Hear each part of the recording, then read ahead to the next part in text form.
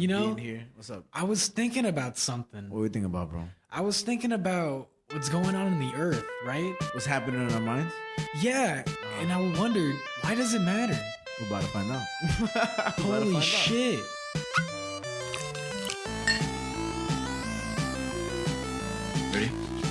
Ready? Just kidding. Welcome to Earth, Mind, and Matter. We said, fuck it, let's talk about albums. We said, let's talk about some movies and some fucking comics. This week in the universe, across the internet. So what's up, Javi? What's going on, Frankie? Oh shit. So, What's up? So I kind of made some moves on you last week. Oh yeah. I remember that. And I was telling my friend about it. I was like, yeah, I kind of made some moves on Frankie. I called him really thick. Okay. Thick with 2 C's. Like it was in my head, it was more like 4 C's. All right. And it was so funny because then just the other How day, funny? it was like on a scale of 1 to 10. 1 to funny? It was pretty funny. Okay. Pretty fucking funny. Pretty fucking funny. But I went into work the other day, and our good friend Joe, he sees me, and I'm wearing my outdoor clothes. You know, I'm not wearing my work clothes. Yeah, which is way different. You got to have a different wardrobe for both. Yeah. All right. And he was so thrown off by what I was wearing, and he was like, "Wow, you looking thick. You look so fly right now, Javi." All right. He was just like, "Damn, what you doing right now, Javi?" I was like, I'm just walking my dog, man. I just getting back home right now, actually. All right. But then I told my friend about that, and she was like, "Man, it's like you guys are gonna have like an orgy or something." And I just feel like I should bring that up because we should just speed the process. Honestly, if I'm not mistaken, you mentioned where we work.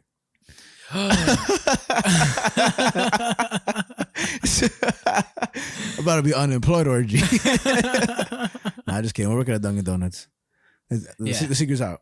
Secret's So out. we work at Dunkin' Donuts, and we wear those silly little aprons with the brown hats, and we fuck up everybody. No one tips us. We be dunking those nuts.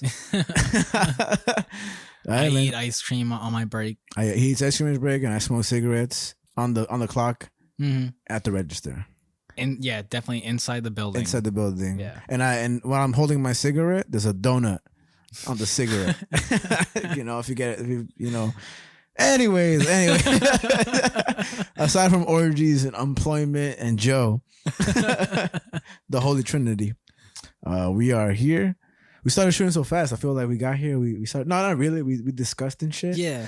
It's just, this is such a normal thing to do now. You know, like it's Friday night. What's the day? It's April 15th. April 15th. Today's my brother's birthday. Oh, I didn't know that shit. Yes, sir. So we sing happy birthday? Yeah, let's sing happy birthday to him. Give me a sick beat, Javi. Because the beat is sick. All right. Yo, Lucas. It's your birthday. Yo, Lucas. Oh.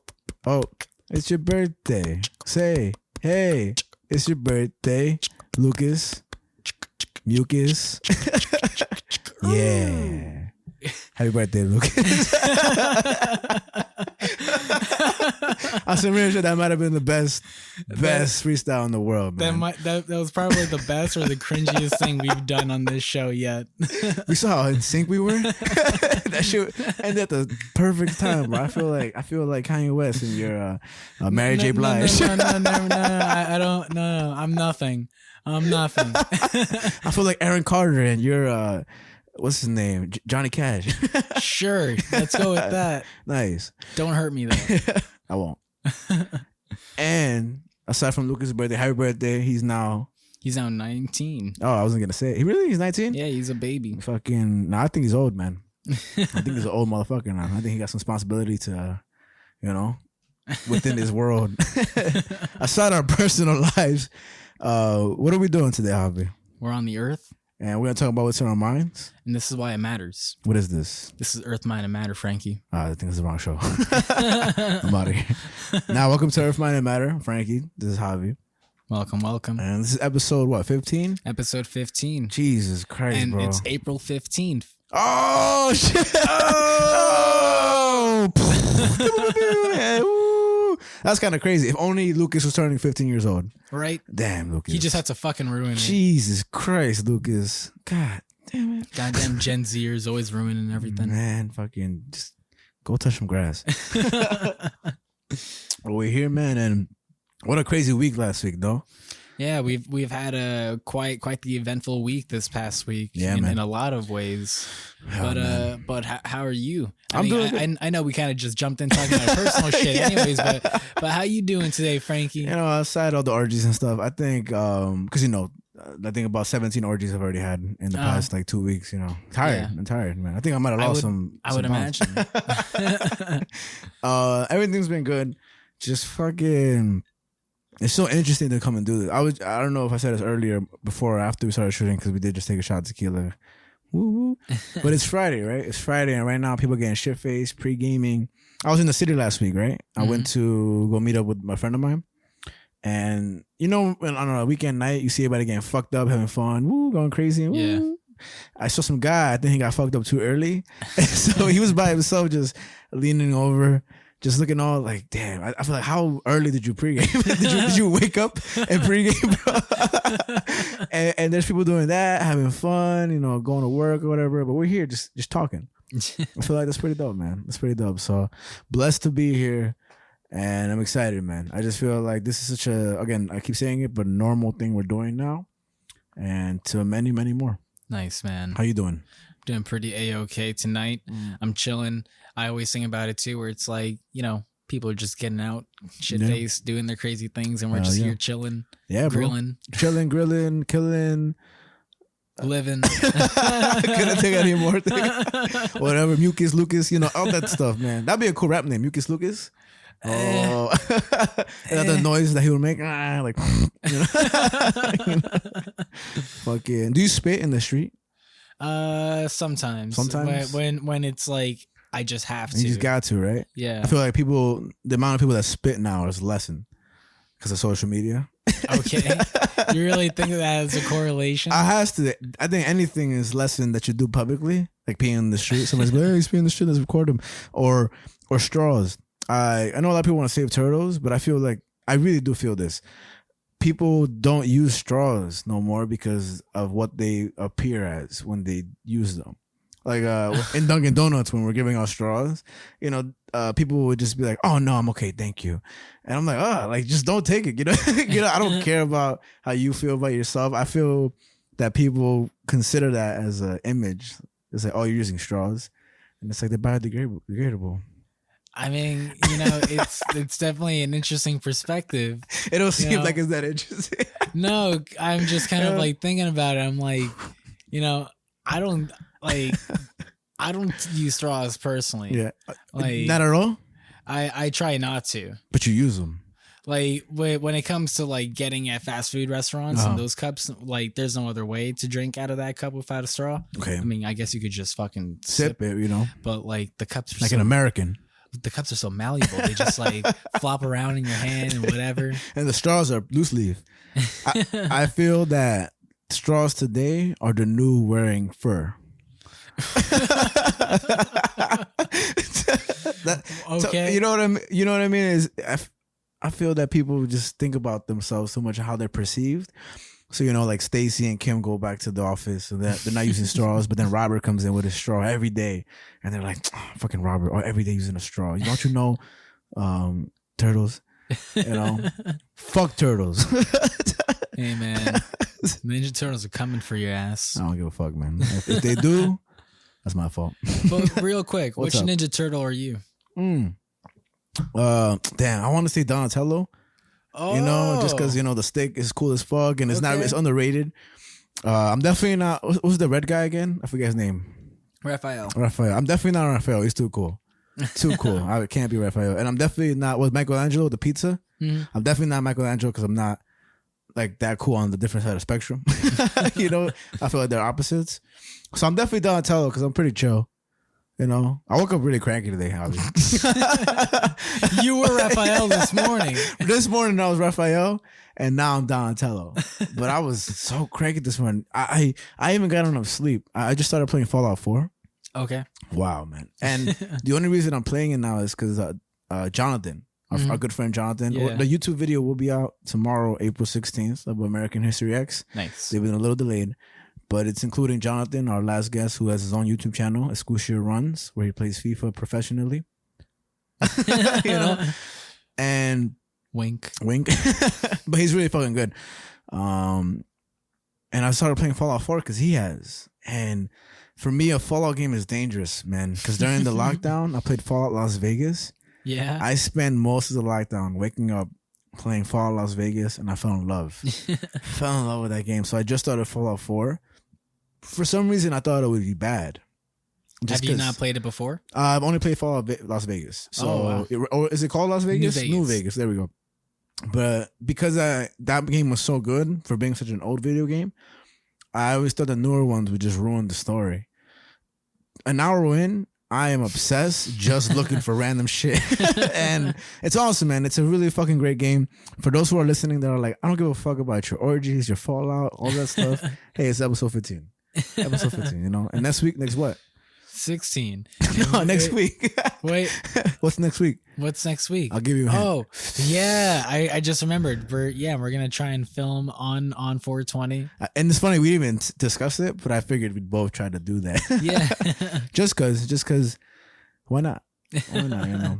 But yeah, at the end of the day, I'm just chatting right now just because, fuck, man, I just enjoy fucking doing this show. I know it's not even the fucking everybody matters. This is just like last episode we were beeholing. This episode, it's just Earth, Mind, and beehole. Like that's it. Fuck the news and fuck the AMC section. No, I'm just having a good time. And what was I gonna say?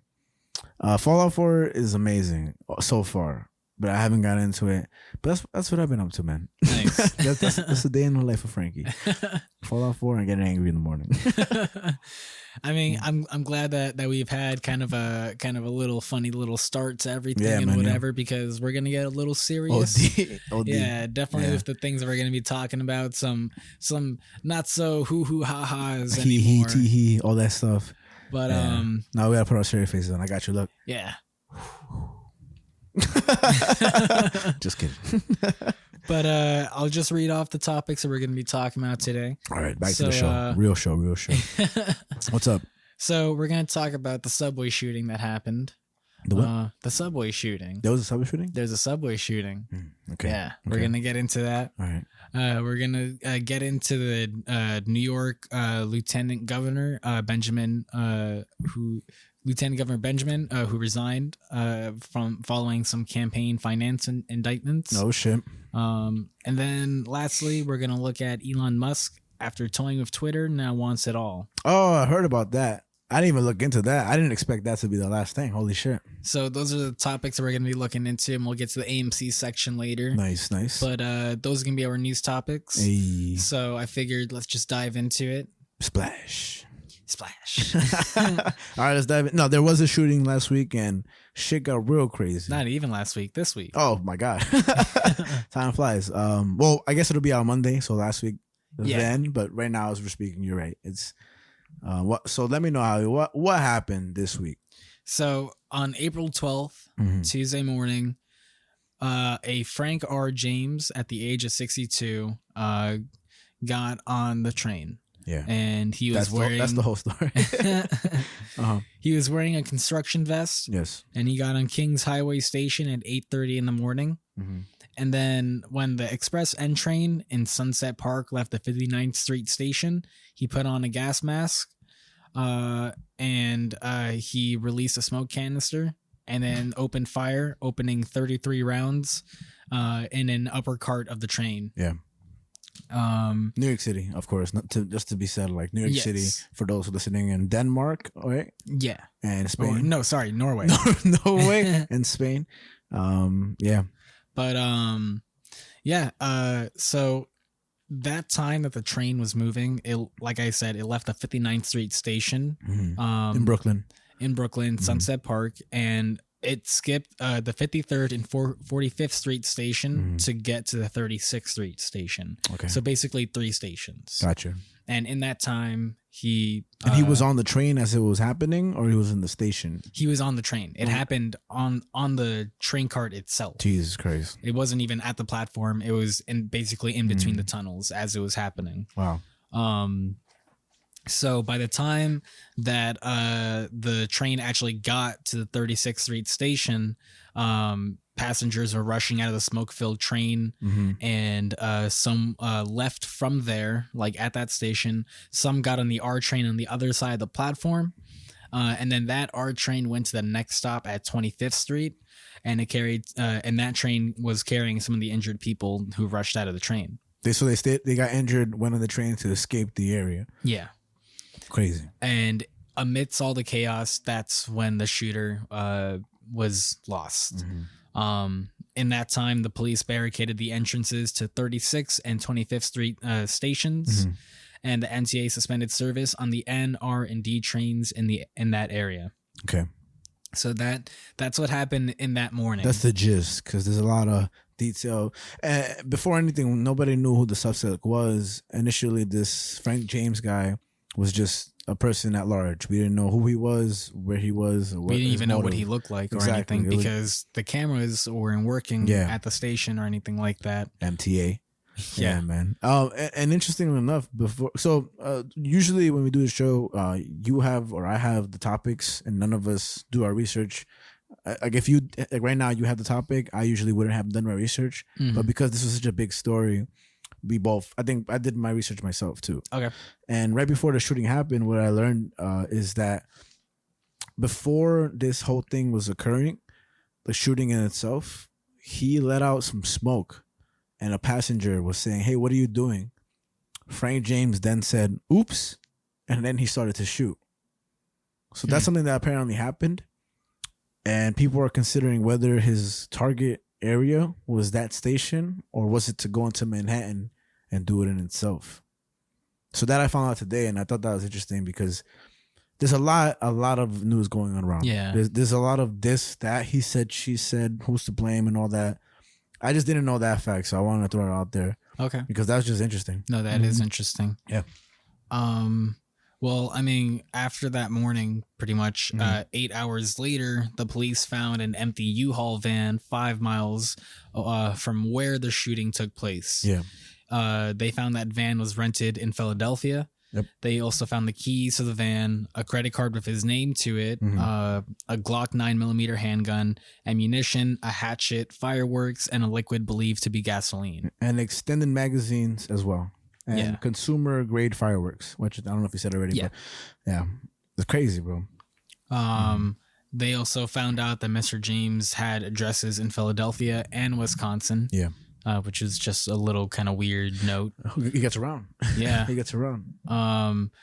But something that they found out during the time that they were figuring out everything about this guy is that he's posted many videos onto YouTube where he's expressed extreme views, criticized Mayor Eric Adams' subway safety policies, and said it would be easy to commit crimes on the subway. Yeah.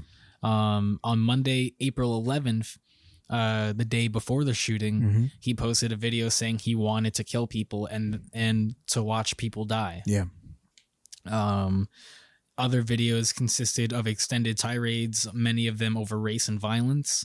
These often would be tied to current events like the Russia-Ukraine war. One thing that I kind of pulled out was that while he was a massive supporter of black activists like Martin Luther King Jr. and people like that,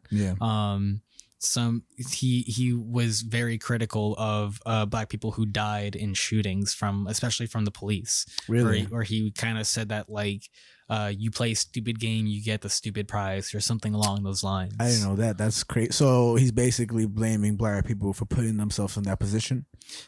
Basically. Yeah. So he's Frank James himself is black. Yeah. Okay, just to throw it out there. He has some very strong like bigoted views, which is just kind of like really interesting to look at because it really paints a picture of who this kind of guy is just off of these videos alone. But on March 1st, he criticized Adams in one video over newly announced safety policies, which focused on homeless people. And then another video in 2020 that he posted was simply the camera trained at a crowded subway car. So the camera just literally sat there and he just recorded a crowded subway car, and that was a video. Gotcha. Really creepy. Super OD. But I hope I'm in the video though.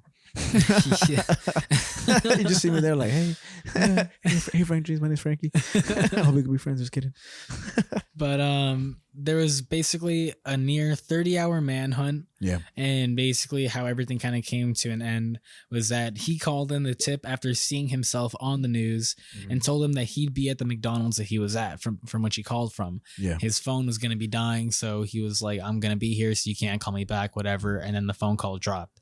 And then they shortly got a call right after that saying that from another person saying that they saw him and that they found him and whatever. Yeah. And so the police, they went to the restaurant. They found that he wasn't there. So they stepped outside and then they got flagged by a citizen who saw him, and then they got him like a couple blocks down. And Mr. James at this point is in prison without bail. And he has been charged with the federal crime of committing a terrorist act on a mass transit system. Yes. And yeah, those are kind of like the big points for you. It's an interesting developing story.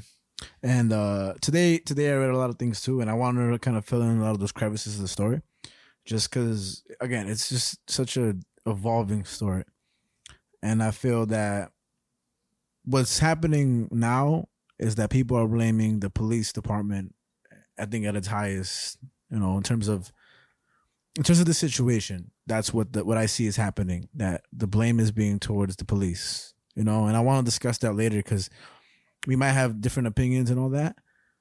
It's just interesting how all the attention is brought towards the police, right? But before all that stuff, when Frank James was doing all this, what I wanted to mention, let's see. So he got he went on the train. Right after he did the shootings, he continued to use the trains. He was on them the next day. Like nothing. Yeah. As cameras were showing all that stuff. And initially when this happened, they weren't considering this a terroristic attack. So the police department announced it wasn't a terror attack. That they weren't investigating as a terror attack. Okay. So that's interesting in itself. And again, like he did comment on how Eric Adams, our mayor, was handling the homeless situation and mental health issue situations. But he said in the YouTube videos, like you mentioned earlier, that he felt like killing people. He felt like killing people after he was treated for mental health illness. And he said that the people who are helping people in New York City for mental health aren't equipped to help the city's homeless situation on the subway. So this is a guy, I don't know if you remember this, with the James Holmes guy, who was going to shoot up the Aurora Theater. And right beforehand, he called the suicide hotline. And they didn't pick up the phone. And just because they didn't pick up the phone, he said, no, now I'm going to go through with it. Because, I mean, wouldn't you? Not like to say like we're both, going to shoot up a theater. But there's pushing points, just like one bad day or this or that. And the suicide hotline is kind of like the last straw, before somebody may or may not, commit suicide. And it's kind of like yelling in the dark for help. And somebody doesn't pick up the phone. I'm not at all justifying not Eric Adams, Frank James. I just want to bring in all this information just because it's a developing situation. And more news can come out tomorrow or this or that. Like, what if he had help or whatever? I just want to throw in those little details just because what I'm seeing, again, is people just posting whatever they want for their motive of politics when we should look at every aspect and you make up your mind after hearing it, Yeah, I mean, I think because I've been thinking about sort of the mental health perspective of this all as well, because clearly this guy isn't fully there in the head or whatever the case might be. Even when he was getting arrested, he seemed calm as fuck. Yeah, there's even one picture where there's like he has a slight smirk to him too, which is kind of like astounding. But I that's definitely been something that's been on my mind of just kind of like what's going on with him, and he is gonna get psychiatric help while he's getting through the system and whatever all this shit. But he's gonna get a psychiatric exam, but his lawyer is claiming he has PTSD. Interesting. After not considering it a terror attack, Eric Adams spoke on it, said, hey man, this guy was putting up videos, he had all this equipment, he meant to cause terror and scare people and horror. And now they are considering it a terror situation, and he faces up to life in prison, like you just said. Right now, there's 7 shooting victims in the hospital. Although in stable condition, none of them are commenting on exactly what they're in stable condition for. And 21 people went to the hospital that day, in a certain hospital. There's more hospitals where there was like 3 or 1. And 16 were treated and released. Had to do with like smoke inhalation and gunshot wounds. Yeah, I think in my numbers when I was doing my notes, it was at least 30 people were injured, and that at least 10 of them were by gunfire. Yeah, and he shot 33 bullets in the whole situation. So again, Eric Adams was deploying more officers in the train stations, and Frank James was like, nah, man, he doesn't really agree with that. He says not going to help, like you said. And Crime Stoppers, when the cops tell you, hey, like, call in this, New York City says, call in these people when you see, it's a program ran by the police department or the city, which I want to throw in there too. When you're calling Crime Stoppers, you're helping the police catch people, and you're helping, if that makes any sense. I mean, yeah. It's like a basic statement, but I think it's important to say, he bought his gun, and he bought the fireworks in Wisconsin, and he bought the gun in 2011 in Columbus, Ohio. While he was when he had the gun in his hand, he was trying to scratch off the serial numbers on the gun. So this guy got the fireworks in Wisconsin, the U-Haul van in Philadelphia, and the gun in Ohio. And when he went from Philly to New York City, he was sleeping in the van back to back. One thing I wanted to discuss real quick is that he was entering the MTA, and he was wearing an orange vest and a hard hat to get in. I don't know what information is out yet with him entering the subway, but he swiped his card, I think, a couple of times, and he wasn't able to get in. So he signaled to the booth, what it seems like in the video. He's like, hey, let me in. And they let him in. Which, of course, anybody can do that really in the subway, because it depends on the generosity of the MTA worker. I just think it's interesting how, again, who are you letting into the subway and who's allowed to go in or not? Because if that's the case, I could put on an orange vest and a hard hat and not pay my $275. I've always had the mentality for myself of just like, as long as you act like you're supposed to be there, no one will ask you anything. For sure. And especially in a transit system where millions are taking it, per week, and I'm not really trying to bring that up as a point or anything. I just think the video is very interesting how that's happening. Because what if you were in a hospital and you did that? Or there's this video, there's actually trending videos now. Who knows how true it is, just because a lot of people fake their videos. But I seen like a video where 2 guys put on a hard hat and a vest, and they go into SeaWorld, and they pretend they're fixing something, and they just enjoy SeaWorld or like Six Flags and stuff. But again, if you act like you're supposed to be there, again, who knows if they're just lying? They're like, hey, we're just trying to make a viral video. Can you please let us in if we just pay for our tickets? Yeah. There was a couple who spent the night at Target who snuck in or like stayed there till 2 a.m. They made a video, acted like they stayed there all night. But what ended up happening is that they stayed there till 2 a.m., went home, then they came back in the morning and shot the video as if they stayed there all night. They got arrested for trespassing and just for making a viral YouTube video. And they face a while in prison, which is ridiculous. But I do think that's very interesting, the whole aspect of him deploying the smoke grenades and the person saying to him, what are you doing, the witness, and all that stuff. And he says, oops. And then he starts to shoot. Because what if he did go somewhere else to do that? That would have been, because he had so much weapons, the hatchet, the gasoline, Well, because they, like, from what they say, this definitely was a planned attack. Yeah. It's not like he just kind of did this. He just randomly had those items. Yeah. Like, so it really brings up to question of, like, what was his main goal?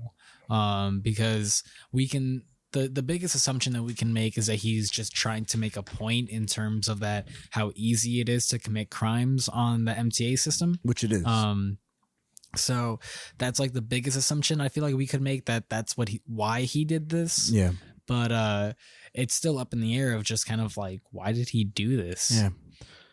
Especially when you consider the fact that he's not like fully mentally there. It really like brings up that question of like why, like how violent is he, and for what violent tendencies did he have, and where did he work, who's his family, what is he connected to, how much does he know about New York City. It's very interesting. And again, we're gonna find out probably very soon. His hearing is on Thursday of next week. Okay, so that's when the hearing begins, which is pretty fast paced. It's a federal hearing, so I don't think it'll be broadcasted live. I don't think you can broadcast federal hearings live. Right now, Johnny Depp, his court case is being broadcasted with the whole Amber Heard thing. Yeah, and the what's it called, defamation trial. Mm-hmm. So if you are listening and you're interested in that, I hear that Johnny Depp got accused for something he didn't do. But it's all a bunch of he said, she said. I really don't care for either or party, just because, celebrityism and all that stuff. Just because you're big on the theaters doesn't mean you're an innocent person. I don't really care for Johnny Depp. You know what I'm trying to say? He was wearing sunglasses in the court. Dickhead. But it is a scary situation. I live in Brooklyn myself, so a lot of people were hitting me up, like, be safe. I'm like, I don't live in that part, But it's still terrifying. I do know people that do live in that part. And in general, whether or not I knew people or anything, or if I lived in Ohio, it's still concerning, because even though it's a major thing that happened, things like that happen on the subway all the time. And it may not be in the numbers and severity of Frank James, but one person getting injured on the subway is just as bad as, 10. Because this is happening in a city where there's a lot of police, but also a shitty MTA system. A disgusting one. And we've already talked on this show before of like the increasing crime and increasing tensions in New York City, especially with crime, and how a lot of people are on edge recently living in the city because it's getting kind of bad out there. Or just consistently bad. It just never stopped being bad. I don't remember a time ever where people weren't killing themselves in the train or getting pushed into a car. I mean, or the numbers do show that it's just like since the pandemic started, like crime has just gone up. Well, for sure, but also just that when have they gone down and gone up again? Numbers fluctuate. That's what I'm trying to say. Oh, I mean, without a doubt. But that's what I mean. So it may be up now with us, but think about people who've been here for years and decades. I think it's within the moment of our lives and how we see it, how it's impacting us. But I think if we look at numbers, tracing back, how much do those numbers fluctuate? And of course, in the pandemic, when there's nobody out, it's kind of hard to keep track of everything, or easy, if anything, if they rose up. I mean, I just think the MTA has that's why it was so notable, just because it was the pandemic. People, like, especially then, were supposed to be indoors, and yet crime went up. That's why it was so notable at the time. I think that's interesting, just because there's a lot of people who don't have a place to be indoors. I mean, it's just an interesting conversation in general, just because it's like, that's kind of why I brought it up, just because it's like, crime just has generally gone up. Yeah. And so for something like this to happen just definitely scares a lot of people into even taking the train. I just heard a story like the other week from one of our coworkers as to why they don't take the train. Yeah. I mean, I hate taking the train, man, all the time. In general, you always look over your shoulder. Yeah. And they kind of had a traumatic experience with taking the train stuff. They were almost like in a whole like crash. Yeah. And I could only imagine like ever trying to take the train after that. Yeah. And I could only imagine being one of those people on that train that morning. Oh no. I don't think I would ever want to take the train again. It's interesting you say that, because within the article I was reading, it was covering it day by day and all that stuff. And there's a couple comments on the actual train situation. A person named Fonzia, this is from the Wall Street Journal. Mm-hmm. It's a Brooklyn resident who won't give her first name. She said that she relies on the subway and will continue to take it. She said, quote, "I'm not scared," she said. "I believe what happens, happens, and that this was an isolated incident." Another person from France was being a tourist in New York City, as many people are. And she said that this shooting reminded her name was Emma R. I don't want to say her last name. We don't have permission to say her last name. Emma R. And she said that the shooting reminded her of the string of gun attacks that terrorized France last decade. And she said that she learned of the subway through her mother in France, the subway shooting of her mother in France. But what she said is, quote, "I'm not going to let it stop me from taking the subway and touring New York." She says, "I see a lot of police. That makes me feel safer." So these are two people that surprisingly weren't scared of. I mean, and mind you, they might have not been there, but through that, from people hearing about it, I think it's a different story if you've been shot yourself or in the situation, but that's still happening nearby you. A train stop like that is only 30 minutes away from me. 20 minutes away from us. All that. I'm not bringing that up to make a point or nothing. I just thought that was astounding to me that they were not. I mean, it like I don't necessarily expect everyone to be scared of course, by this, but I mean, I feel like it's interesting for that tourist perspective to kind of have that, because as soon as you said that they were French, I was like, oh, but in my head I was kind of like, oh, I'm sure they already are kind of used to this because of what's happened over there. Aren't we used to this though? I mean, with what's gone on in France, like over the last year or so, like, I mean, some person got hit in the face with a hammer on the train. And a dude ran a truck through a crowd in 9/11 happened here.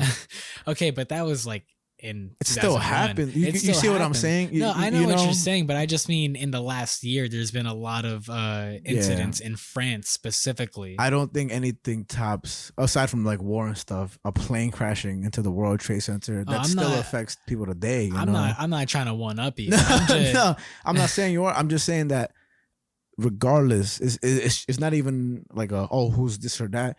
I just say that it sucks that we are so accustomed to stuff. That's a major incident history. So for sure, I'm not trying to bring up 9/11. I'm like, we should all be scared. But it's still a major thing that happens. And even though that's one incident through airline, through a plane that was terroristic and all that stuff, conspiracy, all that stuff, or whatever you want to believe. How many times do you see a story about the subway causing a death, an injury, or something horrific? I mean, it's almost like every other day now. That's why when this story came out, I don't care what, like, this wasn't like, I wasn't like, oh my God, this is crazy. Yeah, it was a little like, oh wow, this is, stunning to me. But it sucks because what I want to get into more is that this MTA sucks ass. Like, our MTA is the worst, and people who are getting mad at the police, why don't you take that same energy to the MTA? Why don't you protest the MTA? I have a friend that's a cop, and I'm sure a lot of people do. That train station's camera wasn't working, right? Who was that on? I mean, from what I've seen, they say that it was definitely on the MTA's part because their security system is trash. It's goddamn garbage. And you know how many cameras are broken in the MTA? 470. Oh wow. There's 470 cameras that are broken on the MTA. There is out of how many though? Let's look it up right now. But still, that's a fucking shitload of numbers. In terms of how unsafe the subway is, why are they not, funding that? Where's the money going to in terms of that when safety is, a priority? Let's look up how much cameras are on the NYC subway though. But what's up? No, I mean, I was just curious because it's like, I just feel like that is like important to kind of point out, like out of how many at least, just because there's a lot of stations. So we've said the number on this show before, how many stations are. I don't remember the number, but. Well, there's 472 subway stations that have cameras. 472 that have cameras? That was updated September 13th, 2021. Oh, wow. And so 470 cameras that are broken. And there's 472 stations that have cameras. That's fucking ridiculous.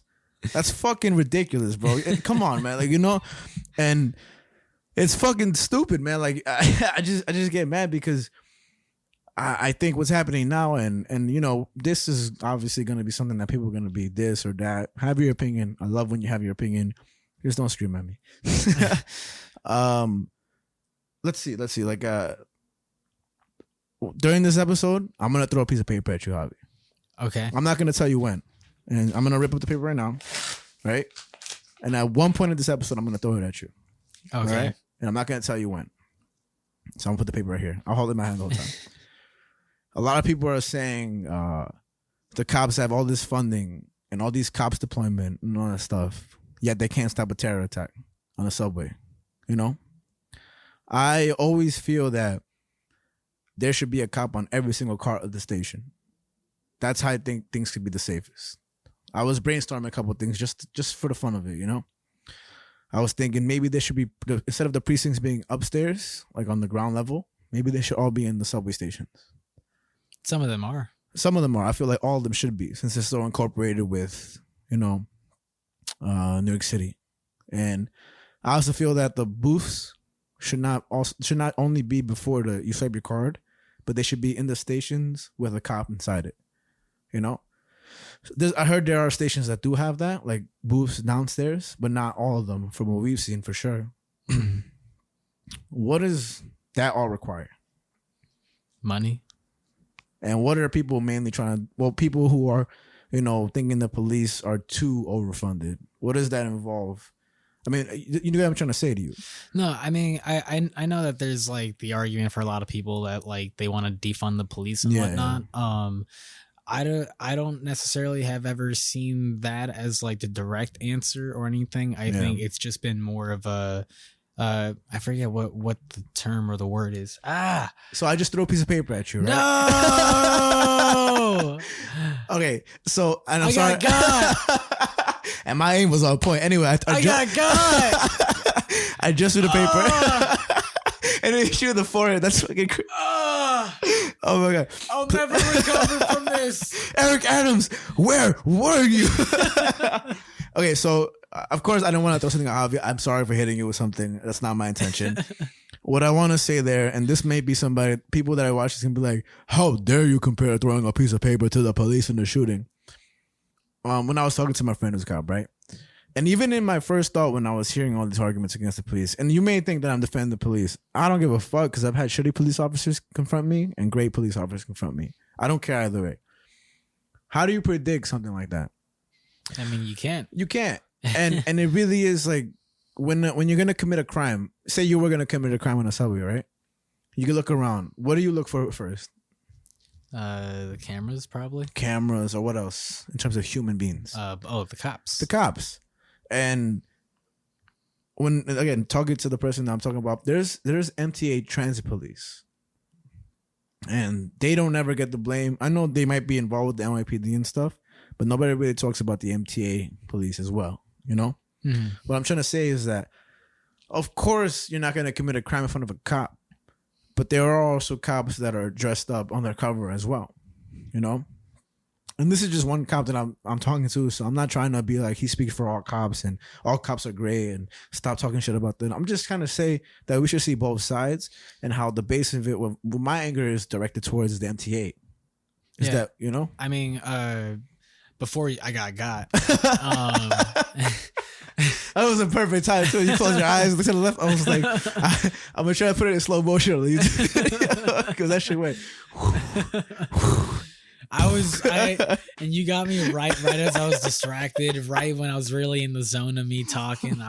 Because I was waiting for it to happen. I was gonna try and smack it out of the way because I knew where you were going at that, and I was gonna be like, "Well, I predicted it." I was so ready. And if you had done that, I would have been like, you know what? Defund the police. Fuck the cops. I'm just hyped personally on my side of things. Mind you, we ain't shit. We're not politicians. We are just Frankie and Javi. So if you don't like my opinion or you don't like Javi's opinion, go fuck yourself. Just kidding. Please keep listening. No, but I mean, all I was gonna say is that I don't like defending the police has never been like direct answer for me. It's always just kind of been like a reformation or a reorganization of things. Just because it definitely just seems like at times the priorities are just kind of out of whack. Yeah. For sure that I agree with that wholeheartedly. So I think the police are kind of like a necessary thing in today's like society. Yeah. Like, I feel like a bigger topic to talk about, or two bigger topics to talk about more than the police or anything like that, is the fact of mental health. Yeah. And gun rights, like which we've talked about before on this show. But I mean, how did he get that gun? And he was trying to take the serial. But he got it. He did get it in Ohio, though. I feel that happens all the time. No, but that's what I mean. It's like the background checks and things like that. Whenever the case is like how did he get that gun? And he was trying to scratch a serial number off of that gun, like you mentioned. So it's like, which, and this is just my take, as I always like to point out, but it's just like, here we go. No, I'm just kidding. But it's just like, if you just took guns out of the equation, this would not have happened. Oh, but on the other hand, if somebody there had a gun and stopped him, this would have never happened. Isn't that interesting? And I'm not trying to defend guns or like, but it is to be said, you know, if a cop was there with a gun, which is different because of course not civilians and stuff. It's just interesting because I'm not here. I don't think people in New York City should be able to have guns all the time because that'd be just a shit show. Jesus Christ. There's a hilarious episode of High Maintenance. You should still fucking watch that show. Motherfucking I gotta check this shit out. There's a hilarious episode where someone, it's about a group of like white women and like that are kind of like activists and things like that. And one of them gets a gun. I like how you did this. Yeah. He shit me like, left here, right? Like, you know, they're activists. Fuck Eric Adams. But one of them takes out a gun and everyone's like, "What? What's wrong with you?" And I'll leave the joke for that episode, but the gun comes out at some point and it's really funny. Okay. Fuck it. I gotta watch it then. I wanted to read what a friend of mine, I'm not gonna mention him because I feel that would be disrespectful without getting his approval, but he did put it on social media, so I kind of want to do that. I'm actually ordering sushi right now, obviously. Before we finish. Anyway, so I wanted to read what he said because this is somebody that I want to have on the show that I told you earlier. But I really respect his opinion. And again, what I want to do with this conversation is put it up on our Instagram. Okay. And I want people to hear our conversation and understand that. I mean, of course, it's gonna get a lot of backlash. Because anybody hearing depending cops, especially in a blue state, I hate to say those terms, but actually, hold on. Like New York City, I just feel that everybody's going to have an opinion, but more so it's going to lean towards just being frustrated with the cops. Now, mind you, the cops have a terrible reputation, a terrible one. I more so think that anybody could be a cop. I've always said there's too much fat cops. I've seen too many fat cops. Yeah, bro. I've seen too many fat cops where I'm like, I may not be able to survive your bullet wound. Jonah Hill. Yeah. I may not be able to withstand your taser, but I could outrun your bitch ass. And I'm not the slimmest motherfucker out here, you know, but and even up to now, I've seen videos of people, you know, escaping cops and all that stuff. And I think that we need to have cops that are much more able-bodied to handle situations. So you want RoboCop on the street? I want everybody to be a RoboCop or look like... You want RoboCop shooting dicks left and right? Brah, brah. You selling a dime to that child? Brah. You just spanked your kid? Slap. I want motherfuckers beheaded in the middle of Times Square. You know what I mean? No, I just feel that I don't know shit about how the funding is directed. I just don't agree with that whole defunding cops. I just think it has to be redirected and done better. And I think that it has to be more incorporated with the citizens in New York City. But of course, there's racial injustice as well. There's a whole bunch of sub-factors where, I've heard a lot of cops themselves speaking to them that all they're cops for is their pension, just to retire and make money afterwards. You know, being a cop is a great job financially. Mm-hmm. And I just think the whole matter is interesting. The guy who I was talking to that is a cop, he said they should protest the MTA for 2 days. Nobody take the train for 2 days. That'd be wild. It'd be wild, right? Of course, everybody has to get to work, you know, but it is in your right to protest. And what would the MTA do? That just kind of reminds me real quick, but I got to throw it out there.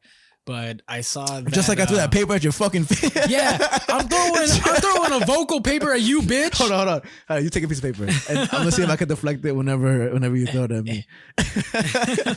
Just know I'm ready, man. But 2 years later, I'm gonna do it off camera. I'm gonna do it the next time we work together. And it's a huge piece of paper. It's just a huge piece of fucking construction paper. Oh man, but, I'll continue. You said you had to bring it up. Fucking Uber and Lyft and stuff. They had surge prices in the area. I wanted to bring that up as well. The shooting happened, which is a shitty thing to do. Yeah, and I really hope that they somehow were able to reverse that, reconfigure, or like reconfigure, reverse that for everyone that ordered a ride during that time, because that would be a really shitty thing if they just committed to that. I saw that, and that's what I think about in terms of how people are just spreading posts to kind of plead their agenda, right? I'll tell you this: when I went to WrestleMania, right? And when I left from Dallas, Texas, I was looking for a cab. Don't suplex me. That's the next step. I got to the arena for $28. To get back to my hotel, it was $100 for an Uber and a Lyft. That shit hurt my heart. That shit hurt my heart. Hurt my heart to even hear it. And I had to wait. Me and Beatrice had to wait for like an hour. An hour, and I was getting scared because my phone was dying, and then we probably had to go to a Mexican restaurant across the street, but the highway has 1,000 cars. You know, I ordered the $100 Uber. I'm like, I want to get home. We had a fucking steel chair. Literally, we took a steel chair from WrestleMania. But why do you think the price went up? Because everyone else was trying to go home. So why do you think the price went up when the shooting happened? Because no one was trying to take the train, and the trains were all shut down and stuff. And when everybody's trying to order Uber, the price is going to go up because that's just how surge pricing works. Exactly. And I feel that people are saying, wow, how dare you guys up the prices during this crisis. That rhymed. But how the fuck were they supposed to know that was happening? No, of course. You know? It's just a shitty thing that happened. Of course. And I feel that that's why I say I hope that they somehow reverse that or reconfigured that somehow. But these motherfuckers get paid too. You know, like the Uber driver, it's not even that they were like, oh, let's make some money, even though that's pretty much what they do in those situations in general. But how many drivers do you think there are? You know, like what you think these drivers just are all available at once? Like they just all you know? I'm saying is I want bikers to start picking up. I want to ride on the back of someone's bike. I want fat cops to give me piggyback rides. I want to be on the back of Paul Blart's moped. I wrote this just because I really feel that I'm getting pretty riled up, but just because it's just fun. But I wrote Uber and Lyft blame for hiking up prices, but again, with something as unpredictable as that, it isn't hiking up due to emergency. It's hiking up due to the amount of drivers to accommodate the amount of people able to get a ride before another one shows up. That means just an algorithm. Exactly. And then, like you said, a feature should be brought about in the future regarding emergencies, but drivers need to be compensated and drive back and forth in a realistic and safe manner, because they shouldn't also be speeding unless their lives are in danger. At that point, fuck everybody. Just save your own life. And AKA traffic, not breaking traffic laws, which worsen in times of crowdedness. So, but it just bothered me when I saw a bunch of people complaining to these companies saying, how dare you do it in terms of emergency? I know you're not saying that right now. I just think that people are just like the cops saying, how dare they not figure this out, you know, or stop it from happening. It's just that it's not that easy. You know, we have an 8 million population in New York City. How many cops do you think? Hey Siri. God damn it. Android wins again. let me Google it. Let me Google how we never turn off the Google Home. You could just always ask. You ask. What do you want me to ask? How many cops are in New York City? Hey Google, how many cops are in New York City? 6,000 officers on the website www.nyc.gov.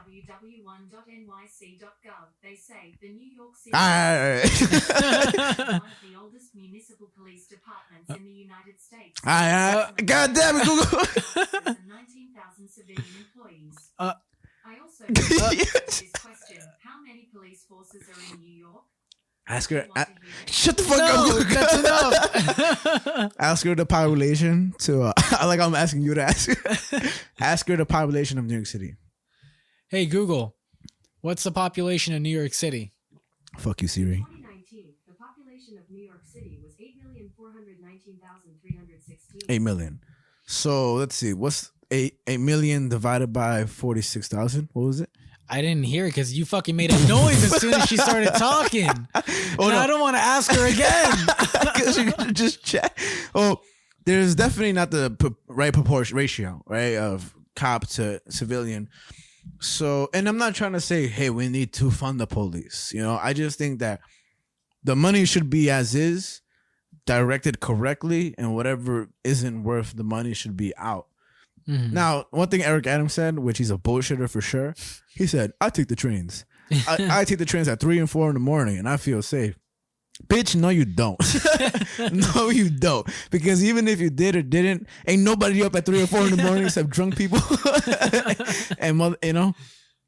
But I think Eric Adams, he picks his words wisely. Even in the supplementary the other day, he said, which I thought was very cleverly worded. He said, I don't understand how people are allowing people to live on cardboard boxes and outside in the streets, and they're dignifying that, saying that no, we don't want to get rid of the tents for the homeless people. We want them to just stay outside and have the choice to stay outside, even though it gets cold as fuck. I don't agree with that, just because yes, there are shelters as options, but a lot of those shelters are unsafe up to the brim in terms of people who attend them. And, you know, there's all that stuff, especially women's shelters and family shelters. Excuse me. So I think Eric Adams is a bullshitter to the max. COVID. I mean, you know, he's a politician. He's got to say what he's got to say. And a pig. But I was at a show with him, technically speaking. So you're best friends with him? Yeah. My name is Eric Adams. Oh, okay. Can you do your best Eric Adams impression? I got you. Hey. No. Hey, I'm Eric Adams. Okay. Pretty good, right? I love the way you pull back from that, like that surprised you. Hold on. Like, hey, I'm Eric Adams. That first time you surprised yourself. You're like, oh shit. Maybe I am Eric Adams. Oh shit. I wanna read what my friend posted. If I'm gonna ask him for permission, and if he allows me, I'll post his Instagram here, or at least the post that he put up without his name, because I really respect his opinion. He's a very intellectual individual, and hopefully we'll have him on the show in the future. He wrote, New York City is becoming more a police state day by day, not like it hasn't been already. Cops are vilifying black and brown folks, all under the rhetoric that you're making the city a safer place. For who? For the white people who own property? All of you who are complaining about homeless people looking to them as the problem don't even realize that's the same rhetoric racists use as justification for their racism. If you think homelessness is the problem for why our city is not safe, honestly, you can suck my dick. You're cherry picking incidents that a few homeless people do and applying that to all homeless people. And now we have cops going on a power trip, kicking out our homeless neighbors with nowhere to go. The city as a whole, anyone with that mindset needs to do better. Y'all the same people spewing that we need more cops, when in reality, if more cops meant a safer city, we would be the safest city in the world. I mean, I something that kind of brings up, or I remember seeing online, was someone else kind of posting that it's like if the New York police was its own army, it'd be like one of the largest armies in the nation. Or in the world, but it definitely just kind of brings up that question, or just kind of going back again to what I was saying, of that priorities just kind of are out of whack, and that clearly the right money isn't being spent in the right way. But I mean, pretty well said for that guy. Oh no, he said it perfectly, and I was like, damn. No, but. It's interesting, and he very well said, and I hope that I did it justice by reading it aloud. I'm seeing it right now. I just Googled which state has the most police officers, right? And I'm trying to figure out when this article was released, but from what I see right now, one says California has 76,000, but actually by 2022 on the second website, it says New York has 125,000 cops. So we got to definitely figure out those numbers, correctly, because I don't want to just throw out this or that. But I agree. And again, if you are looking at this video and saying, oh, I'm defending cops or this or that, or you're defending cops or this or that, it's just, we aren't cops too, and these are people who have lives as well. And there are obviously good cops and bad cops. It's just a hard situation. My main point of it all is that, excuse me, you heard the burp on the mic? Not really. Oh, shit. I heard it in my brain. My point overall is that we should all be protesting the MTA and stop abiding their terrible conditions. I hate that we have to all take the train and have people that we don't know or know get hurt, get sexually harassed, get recorded, people masturbating in front of women, people getting robbed. All people getting randomly punched. Some lady that got shit smeared in her face not too long ago. Right nearby here in LIC in Queens Plaza, somebody got hit in the face with a hammer. They're now blind in that eye.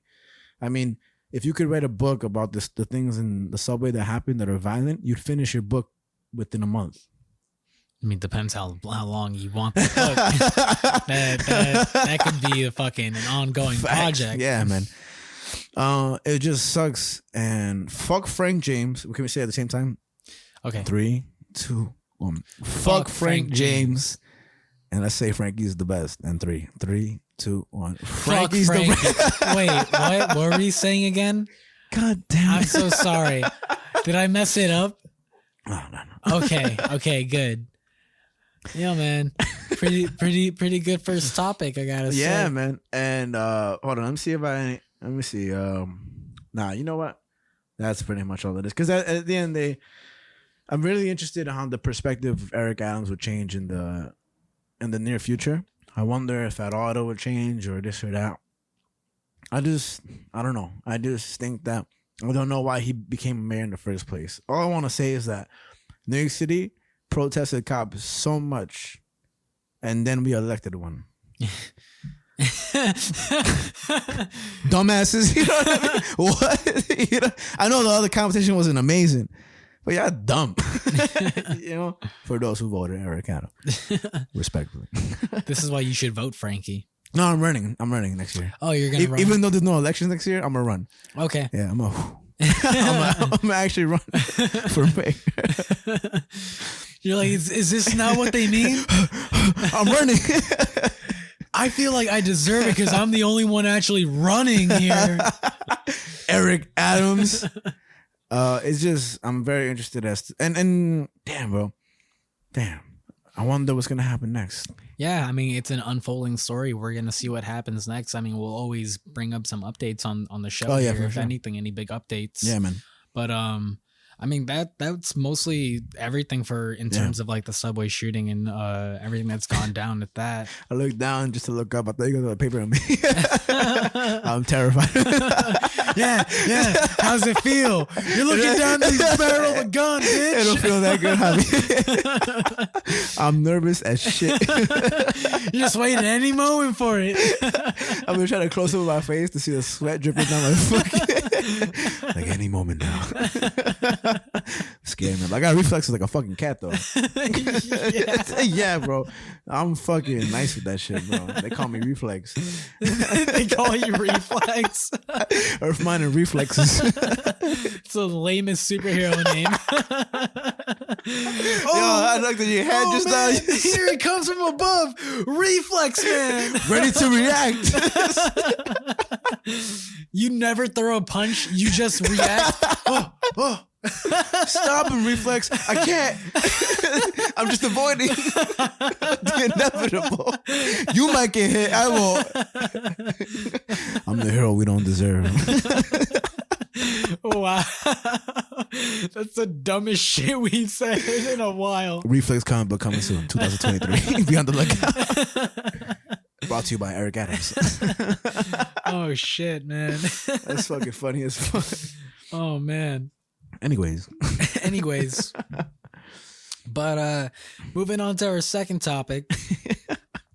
I'll read you off this headline again. All right. New York Lieutenant Governor Benjamin resigns following campaign finance indictment. Woo! And just got to point out real quick, this also happened on Tuesday, April 12th. Conspiracy. So, Can't you wait? Aren't you excited for the conspiracies that are going to come out about Frank James? oh, probably. There man. has to be Like, conspiracies, right? I mean, with his YouTube videos and stuff like that, I'm sure there's going to be people that are going to start connecting this and that to that and this and whatever the case is. You know, if you see this one video that he took in 2020, then you can show how that's connected to Eric Adams' dick in this fake photo that we thought was fake, but clearly it's real because Avril Lavigne posted it on her Instagram. And Benjamin Button wasn't that good of a movie. And Frank James actually did 9/11. How did his passport survive the jet fuel? How? George Bush only has one testicle. And that's our TED Talk. Welcome to Earth Mind Conspiracy, bitches.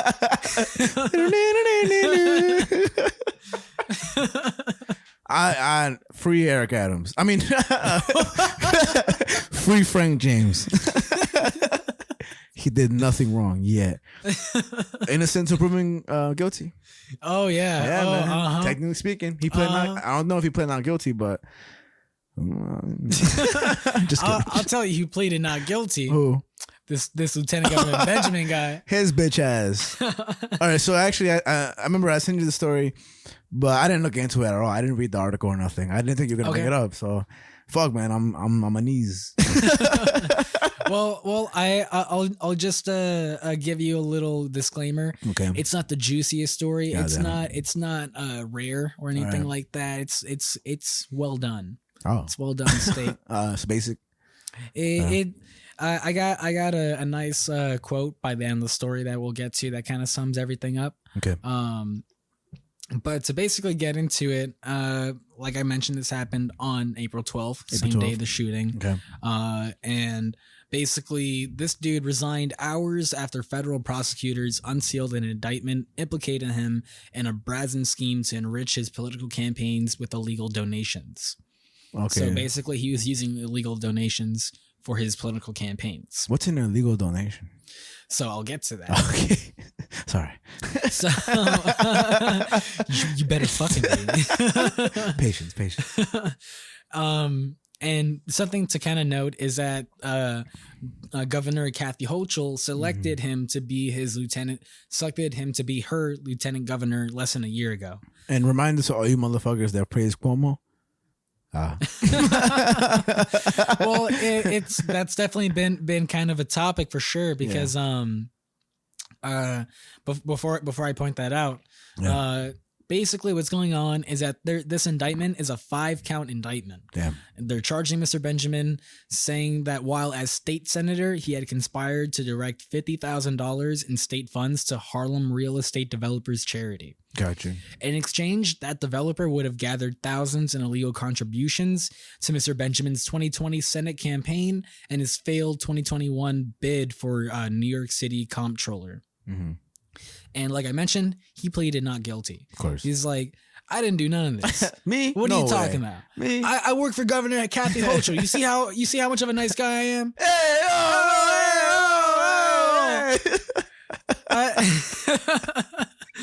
He was if I remember correctly, I could be spewing bullshit on this, but I think he's the first black man in this position. Oh damn, that sucks. So because I remember as a precedent, I don't mean it sucks that he's black. Yeah, because I remember really seeing. gotta clarify. I remember seeing as I was reading the article for this and stuff and figuring everything out is that it just kind of makes Kathy Hochul look bad because in comparison to Cuomo and stuff like that, like if you don't know what happened with Cuomo, sexual allegations, you should look into it. Italian. So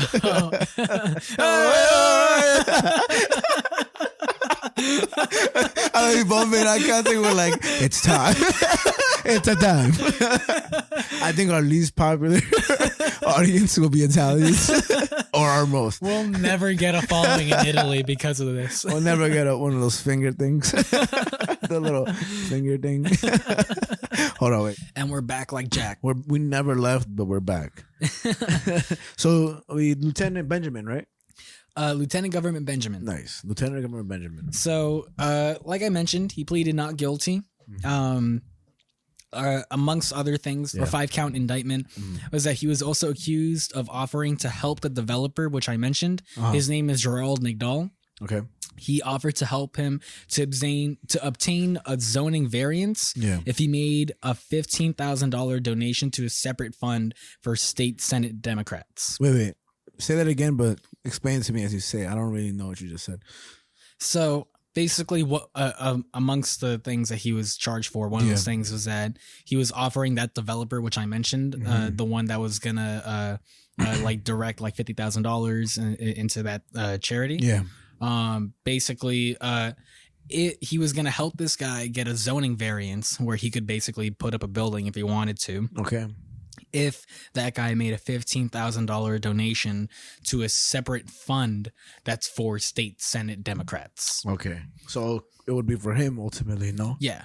So it's bribery at the end of the day. Wow. And so what came from that is that McDowell was arrested on federal charges in November, and he also pleaded not guilty. Yeah. But he kind of spilled the beans on things here and there. Yeah, spill the beans. Yeah, he fucking spilled them all over the place, man. It was a real mess. He was like Kevin when he spilled the chili.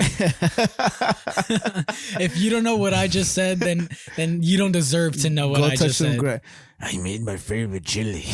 That's the worst Kevin impression ever. That was a gremlin right there. I made my favorite chili. That's really good. What the fuck? What the fuck? Whoa. Hey, whoa. That was really good. Do that shit again, man. Hold on. Let's I'm about to look at the script. I'm not gonna recreate it well now. That was perfect. I'm like, this is not even a stunt for the show, whatever. Way better than mine, first of all. Let me try mine again. I made my favorite. Go, you go. I made my favorite chili. Yo, you killed that shit, bro. Holy fuck. In the supplementary, I will put up that one and yours. Honestly, nice. That was really fucking good. I had my mindset on doing an impression later. I'm just not going to top that. Let's continue with Lieutenant Benjamin. Wow. Anyways, pretty much, this could prove to be, like I mentioned, a serious political liability for Governor Kathy Hochul. Yeah, as this was her number 2, and kind of like, this guy was her second in charge. So so now they're trying to find a replacement. Technically, they could kind of put anyone in replacement, but they could also wait till they have a voting for it in a few months from now. Okay, so it's kind of up in the air what they're gonna do with that. But another thing that the indictment also accused Mr. Benjamin of was that he also was falsifying campaign donation forms, misleading city authorities, and giving false info as part of a background check to become lieutenant governor last year. Oh, wow. So he's been bullshitting just everything. Yeah. That's kind of crazy on so many levels that he can do all that. Yeah, that he got this far. Yeah. Well, I mean, I'm sure Donald Trump, a lot of celebrities and not celebrities, just politicians. What's the difference, right? Popularity races. Damn, bro, that's just a whole bunch of shit to just bullshit and just get further on. So what was the last thing you just said, just to refresh my memory? So... Cuss tequila. So like I mentioned, that the indictment also accused Mr. Benjamin of falsifying campaign donation forms, misleading city authorities, and giving false info as part of a background check to become lieutenant governor. Wow. That's fucking crazy, man. Yeah. Jesus Christ. And this guy was elected. Yeah. Yeah, he just needed to show up. So that $50,000 check thing that I was mentioning before, basically, he took out a $50,000 grant with the developer McDowell. Yeah. And they didn't make it public for almost 2 months. And when they did, Mr. Benjamin made a big cardboard check out of it for a charity golf tournament. And the whole event was documented on McDowell's Facebook page. Wow. Wow. Dickhead, bro. Just a dickhead. And I know, like, joining the charity and all that stuff is kind of, let's just say, fishy in itself. A lot of. I know I said this multiple times in the past podcast, but people that are rich, especially like Elon Musk and all that stuff, will donate to get a tax break. I forgot my shot. Oh man, let's take a shot. Actually, I wanted a rest in peace for today. He died not too long ago, like 2 days ago. Gilbert Gottfried. Okay, you know who that is? Sounds super familiar. Let's see if I could do the impression. He talked like this. I cannot do it. I wish I was a better impressionist, but he was the comedian. Comedian who was the voice for the Affleck Doug. Okay. Yeah, he passed recently. He was only 67, if I'm not mistaken. So rest in peace with that motherfucker, because he definitely made somebody laugh at some point.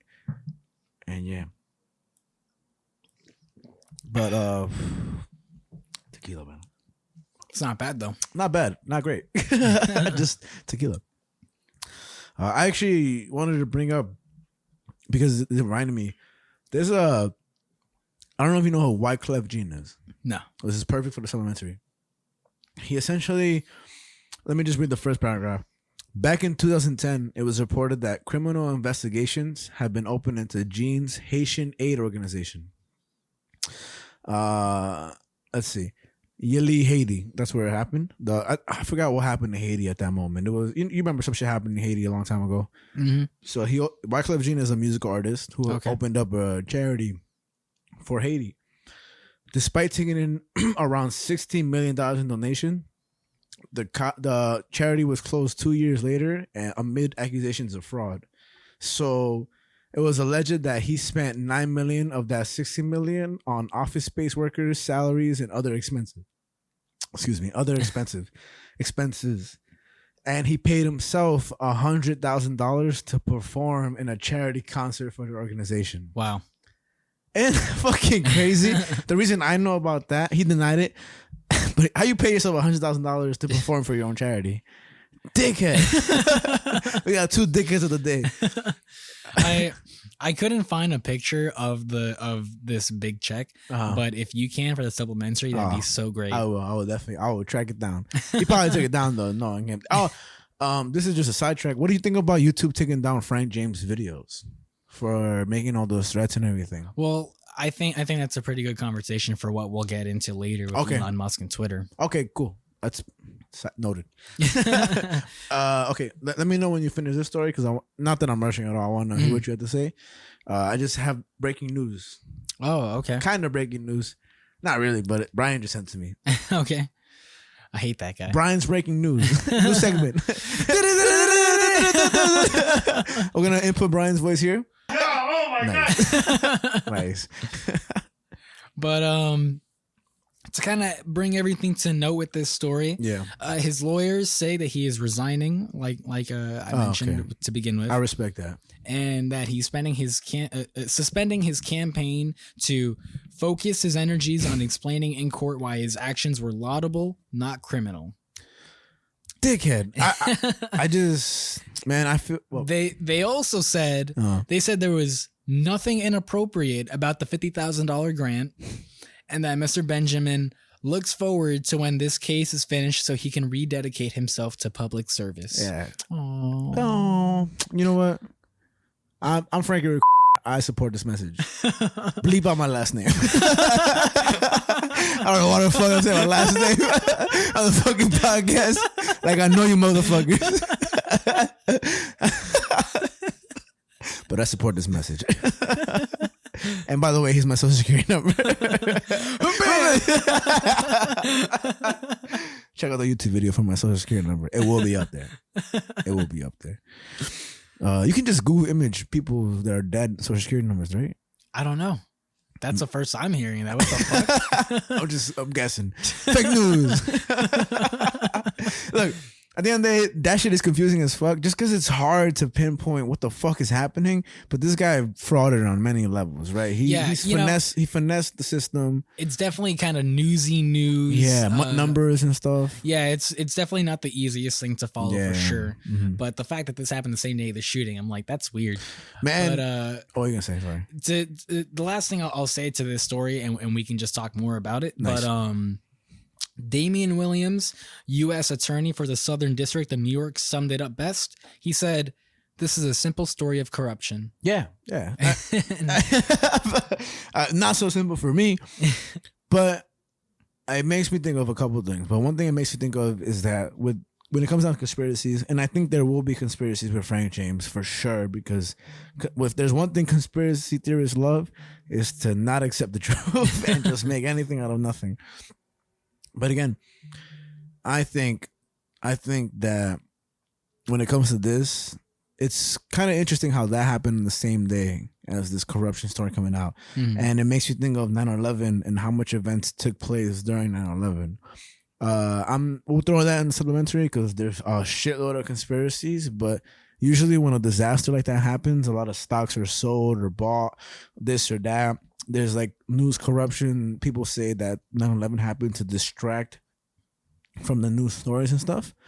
And it also makes me think of COVID vaccines, where Johnson & Johnson sold all their stock. I got to fact check this because it could be just a shit post that people would just put out just to spread a conspiracy that isn't true that they think is. Mm-hmm. But Johnson & Johnson, or whoever was the CEO, sold all their stock before the blood clot stories came out. So I don't necessarily think this lieutenant guy was that major of a character to go and cause this Frank James person to do so. But who knows? Who knows? Yeah. Man? I mean, that's that's mostly what's going on for the second story. It, like I said, well done steak. Not super rare. Needs salt, pepper. Needs, unfortunately, A1 sauce. Don't get me started on the A1 sauce. I don't use that shit. Man. I don't use that shit. Javi. Don't get me started on the A1 sauce, man. Oh, man. You're wearing an A hat. I'm thinking of A1. The first one, this is the Diamondbacks hat. I know, but I see an A, and I don't care about sports, so I'm gonna call it an A. Let's go Mets. Even though y'all lost me so much money on DraftKings. Fuck you, Mets. Just kidding. They win the World Series. Man, I don't know how to tell people this. Don't bet on DraftKings. You will lose a lot of money. I've lost so much money. I've won a lot, and I thought I was God, and I lost so much. I was at a bar. I bet I think $170, and I lost back to back. And I was like, who the fuck do I think I am to be betting all this money? But then when you win, you feel so fucking good. Anyway, that's Frankie's little crisis corner. Please send me money. We need to start that Patreon now. Patreon on the way soon. I wanted to read a story that Brian just sent me. Me and Brian send each other the show all the time, and this is interesting because it comes down to, well, it's New Jersey, but people kind of correlate New Jersey and New York, even though they're completely different, but they're very close. Let me read you. I'm gonna read you the whole thing just because this is really interesting. Okay. Even to the point where I should have brought this up next week, but tequila. Headline: 2 New Jersey inmates pregnant by trans inmate at state prison for women. What? Yep. Let me read. This post was sent through Baller Alert. I stopped following them because their headlines are ridiculous, but this is interesting. So I'm going to show you. I'm going to read it to you. Two inmates at the only state prison for women in New Jersey are pregnant after having sex with a transgender inmate. Excuse me. Leave that in, Javi. The Department of Corrections told NewJersey.com that the anonymous inmates at the Edna Mahan Correctional Facility became pregnant after having consensual sexual relationships with another incarcerated person. New Jersey passed a law in 2021 allowing inmates to be confined according to the desired gender identity. The policy was approved as part of a settlement in a civil rights suit brought by a woman who had spent 18 months in a men's prison. Over 800 inmates, including 27 trans women, are housed in the Jersey Correctional Facility. The correctional facility does not require transgender women to undergo gender reassignment surgery in order to be housed there. Excuse myself for not talking to the mics. I just realized that way. That's interesting as fuck. Okay. And I don't really have a stance on it just because it came through just now. But interesting. And this is a lot to take in. Benjamin and Frank James and trans women. I will say this. That topic is a sensitive one, and I respect it wholeheartedly. I make a lot of jokes, and I still will make jokes about it. Like, I don't care as much, But I will say that all should be considered. I think what you want to do with your body is perfectly fine. I really do mean that. Live your life. Do whatever the fuck you want. But shit was going to get like this regardless with situation just as that. I also remember reading a story. This is a little, how can I say, wedge topic, I guess. Okay. Little bonus topic. Again, I don't want to, this is a sensitive topic for a lot of people. But I do remember reading a story of a woman at a spa. She went with her daughter. And she was, you remember, we talked about this, right? We've talked about this. Let's bring it back. Because it kind of does come around this, and let's have a discussion. Because for those new listeners that are only tuning into this episode, the woman was with her daughter. And well, we haven't even talked about it on the show. We've just talked about it. Oh, really? And like outside the show. Oh, nice. Oh, so let's talk about it. It's perfect time to bring it up. Let's comment on the jail thing afterwards. Okay. But to recap, a woman was, and correct me if I'm wrong at any point, but don't hold the paper at me. I don't even know where that fucking thing went. There it is. Anyway, the woman was with her daughter at the spa. And she said that she left early and she went to the person at the front desk, right? And she said, I do not want to be here because there is a trans woman in the spa area who unclothed herself and her penis was hanging out, right? And the spa workers were saying that, well, she identifies as a woman, so she feels comfortable enough to do that, and so we allow that here. And the woman said, my daughter is so young, how are you allowing this person to expose themselves in front of her? And it's a hard situation, because then you get into the area of like bathrooms. And I mean, I'm in the airport when I can be, where I love to be. You love to be in the bathroom? I love to be in the airport. Well, I love to fly around. You love to be in the airport bathroom. That's why I travel. Frankie's Crisis Corner in the airport bathroom. Betting on DraftKings on the Mets. No, I love to travel, and I end up in bathrooms in the airport. But you see some pretty weird shit in the bathroom. Man, I saw some disgusting shit, explicit, whatever. I went to the bathroom, went to the toilet, and right at the brim where your like ass cheeks touch was a splatter of blood. Yeah. Like somebody sneezed blood through their asshole on the. I was like, ew, and I went to the next toilet. I always shit before a flight. I recommend it if you don't, and I hope that air pressure will just fuck you up, man. Hell yeah! You'll shit your pants the second you go up in the air, man. But I consider that situation. First of all, a bathroom is a bathroom. Like, you should just be okay. But I also think that there are scenarios where some men. I mean, you ever hear that joke where, oh, I hate when I'm in the bathroom and they can see me through the little crevice of the door? Imagine that with a perverted man to a woman, or a perverted woman to a man, which is not as common, of course, to be fair, completely. I just think, I agree with bathroom should be for everybody. I just think that it's a discussion to have, especially with that spa situation and this situation. I mean, I remember when we talked about the spa situation, what I said in response to that was that while she might be young, it's also something to consider is that in the day and age that we live in today, like that's the norm. That's going to be the norm. For sure. And so to kind of say like, how could you expose my child to something like this? Yeah. In reality, let's say 30 years from now, this is going to be happening anywhere. I agree. I agree for sure. And so the way that I see it is just kind of like, well, I get that we're going to have some people that are going to be a little against the grain and like a little apprehensive in terms of being like, I guess, progressive in that sense. But I just think like it's kind of inevitable. I think it's interesting. I think it goes both ways, and I don't necessarily agree with that. I agree with that. I know I said I just did, but I also know that I won't say a lot. I just will say that there are plenty of trans women who don't choose to remove their penis. They either keep it because of financial issues, or they just don't. And that's where it gets. I think it rightfully gets into a debate area where I think we should rely on the right politicians, where there aren't a lot of, to discuss that, because I don't think there's a right or wrong answer. I think that situation can be, what's it called? Not manipulated, but taken advantage of. You know, I was walking in the street with Jonathan one time. Sorry for not throwing on the bus, throwing ourselves on the bus. We were going home, and we walked on Junction in Queens, and there's a lot of, let's say, transgender women. I won't necessarily say, there's just a lot of prostitutes in Corona at that time. It was late. I was young, and they flashed us. And Jonathan saw most than I did. But I mean, in a realistic sense, that was inappropriate for them to do to us. Jonathan was really upset. I was young and didn't see nothing.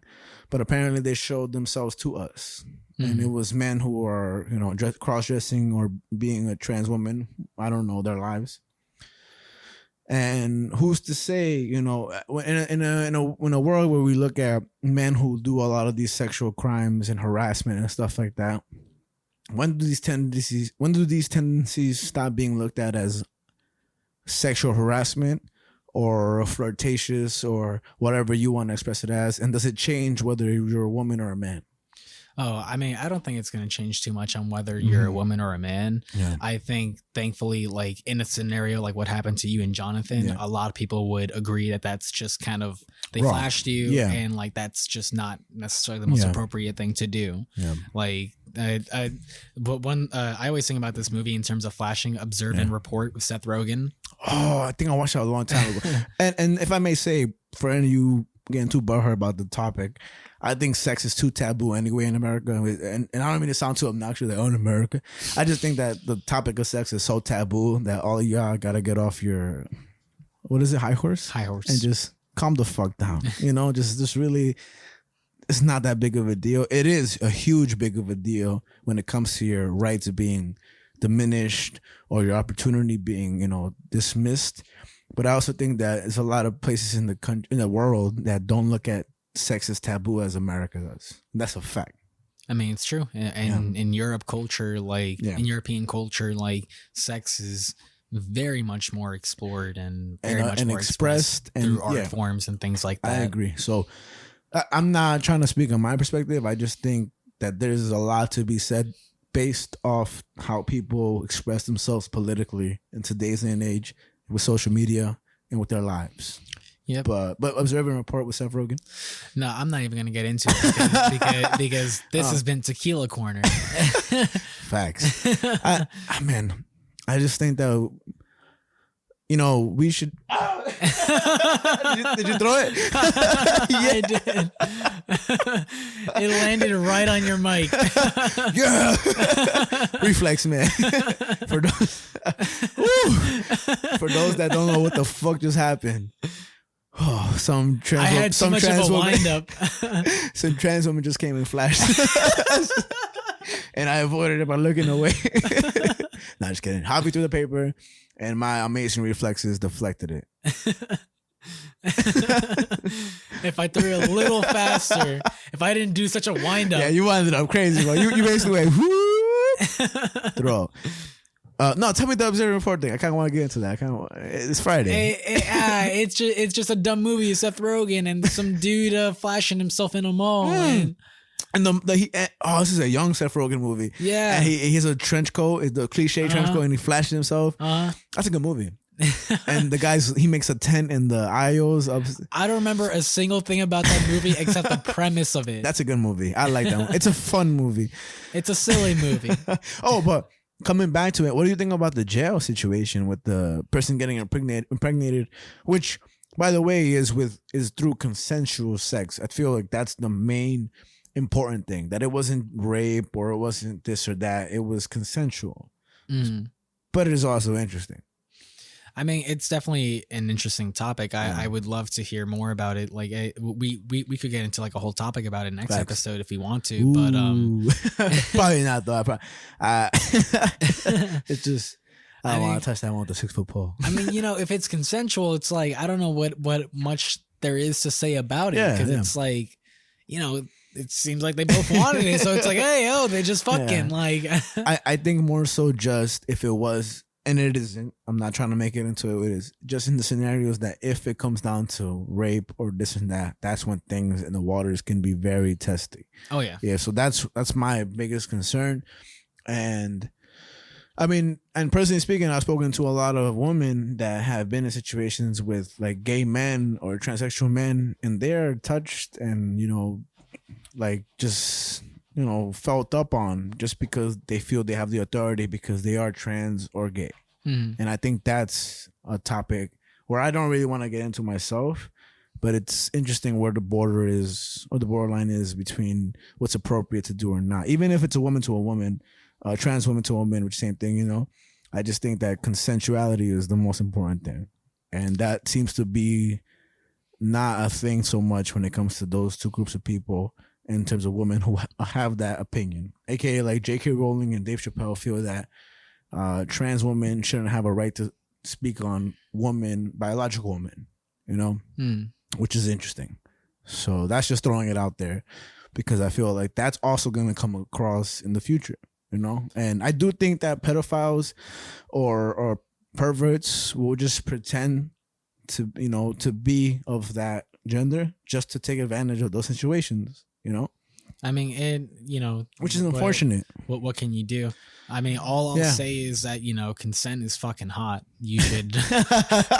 Consent is the shit. I got a pin that says something like consent is hot or something like that. And it is. And that's out of all the posts that have opinions, you know, like when it says, you know, to anybody that's touched a person without their consent, you know, go fuck yourself, like for real. And I really want to really throw it out there that there's a lot of things I joke about, but I don't joke about like trends, and all that stuff. And it just goes down to anything you do in your life. Like, do whatever the fuck you want, really. But that stuff to me is something that I think we're still evolving with in terms of barbaric mindset and just new mindset, because you have to understand, not you, just everybody, that it's not new. It's always been a thing in countless amount of times in history, It's just been ignored until this point. And neglected. And we have a lot of people who think that it's just wrong.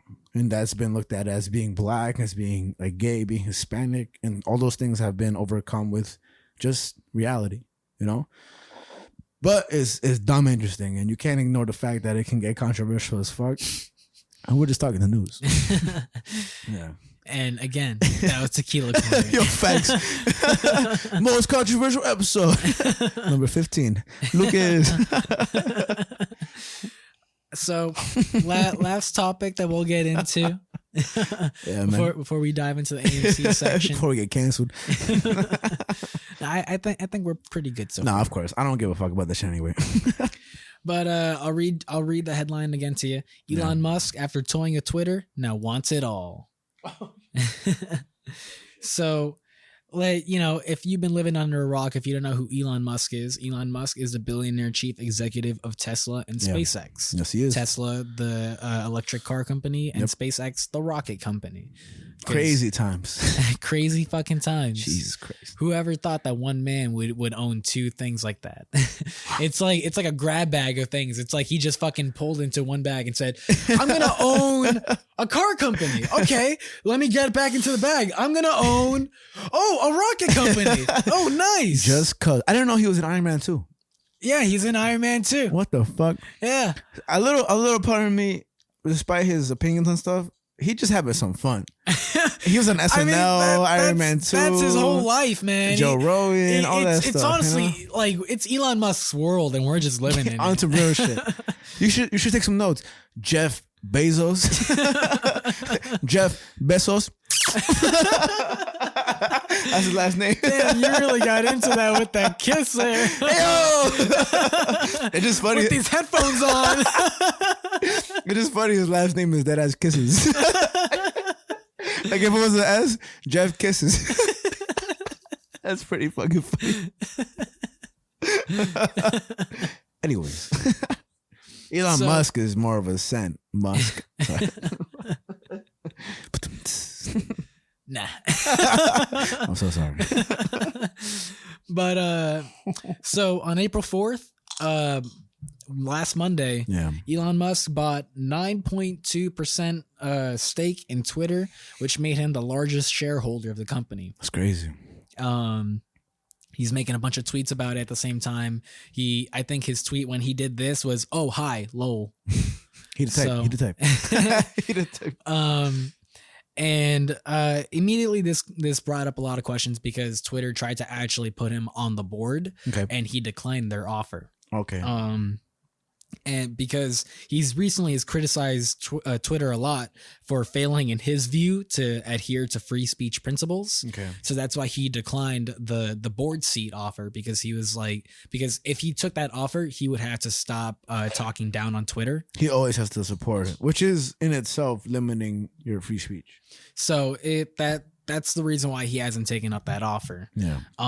So this is where it all kind of begins. It started with him just becoming the largest shareholder, and he kind of wanted to put himself on the board through that way. They gave him an offer. He said no. And then it was kind of like, well, then what the fuck is he doing? Yeah. But like I said, he started doing this because he didn't necessarily agree with their free speech principles. Yeah. Because he argues users should be allowed to choose algorithms that select the tweets they see or build their own instead of relying on Twitter to curate. Yeah, and I agree. With all social medias, for some reason, Instagram has this new feature of you get to see who you're following compared to who your favorites are. And they just get rid of a lot of stuff, and for their own reasoning, not ours, and that's weird, man. And Elon Musk had a quote that he said at a TED conference in Vancouver, where he said, Twitter has become has become kind of the de facto town square. So it's really important that people have the reality and the perception that they are able to speak freely within the bounds of the law. Yeah. And so fast forward to Wednesday night, April 13th. So this week, he said that he wanted to buy the whole company. Yeah. He said on Twitter, he's like, I want to buy this shit. He said that he would, 45 billion? So, Million? so he put in an unsolicited bid, which could be more than 40 billion. We don't know the exact number. Bro, can you imagine, man? Like, if we had 40 billion, fuck this podcast. I'm just kidding. And apparently that's not even enough. So yeah, it's not. I don't think so. The president made that. Sorry, excuse me. Donald Trump made Twitter more valuable than it ever will be. Oh, without a doubt. I mean, so Twitter, to that response, they said that they would carefully review the proposal, but then quickly behind the scenes, like talking to the board and stuff, they told Musk that he would have to spend billions more for the company if he wanted it. And the reason, and so when this kind of came up, there were some more reasons as to why he maybe would want to take over the company and buy the company out, because Musk has fancied a decentralized Twitter and has fancied the idea of turning it into a private company. Okay. And at that point, you could do whatever you want because it's a quote unquote private company. Yeah. For the public. Interesting. So that's kind of been his whole thing now with his motive behind doing all these things. And it's just really interesting because a lot of Twitter employees have spoken out against Musk because a lot of Twitter employees are actually not in agreement with this. Yeah, of course. They're arguing that he would shift the company culture and damage its efforts to control problems like bullying, threats, and misinformation on the platform.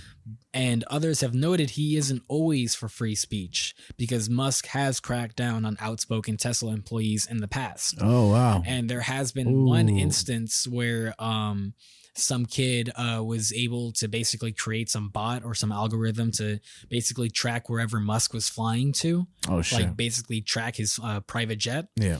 And Musk like DM'd him, was like, can you stop doing this? This is like a risk to my safety and whatever. Yeah. And it's like, you know, this kid is posting this shit on Twitter, like a free speech platform. So it's like, that's where the hypocrisy kind of comes, where it's like, he wants to he was trying to regulate this one kid from doing this one thing. Yeah. But he wants Twitter to still be a free platform.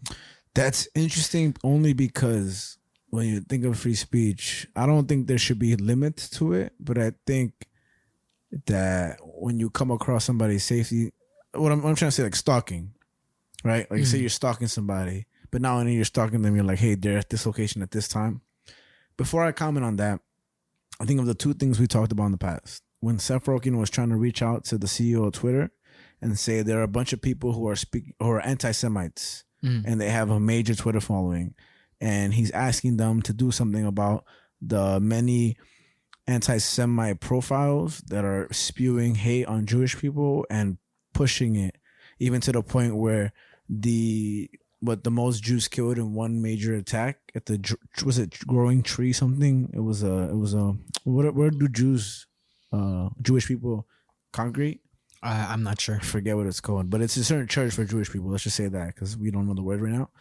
And every time Seth Rogen reached out, he was like, the CEO was like, hey, it's not that simple. We have to abide everybody and this and that, even though the people that Seth Rogen was trying to get off Twitter, or at least prevent their following from growing, was spewing anti-Semite, ideology.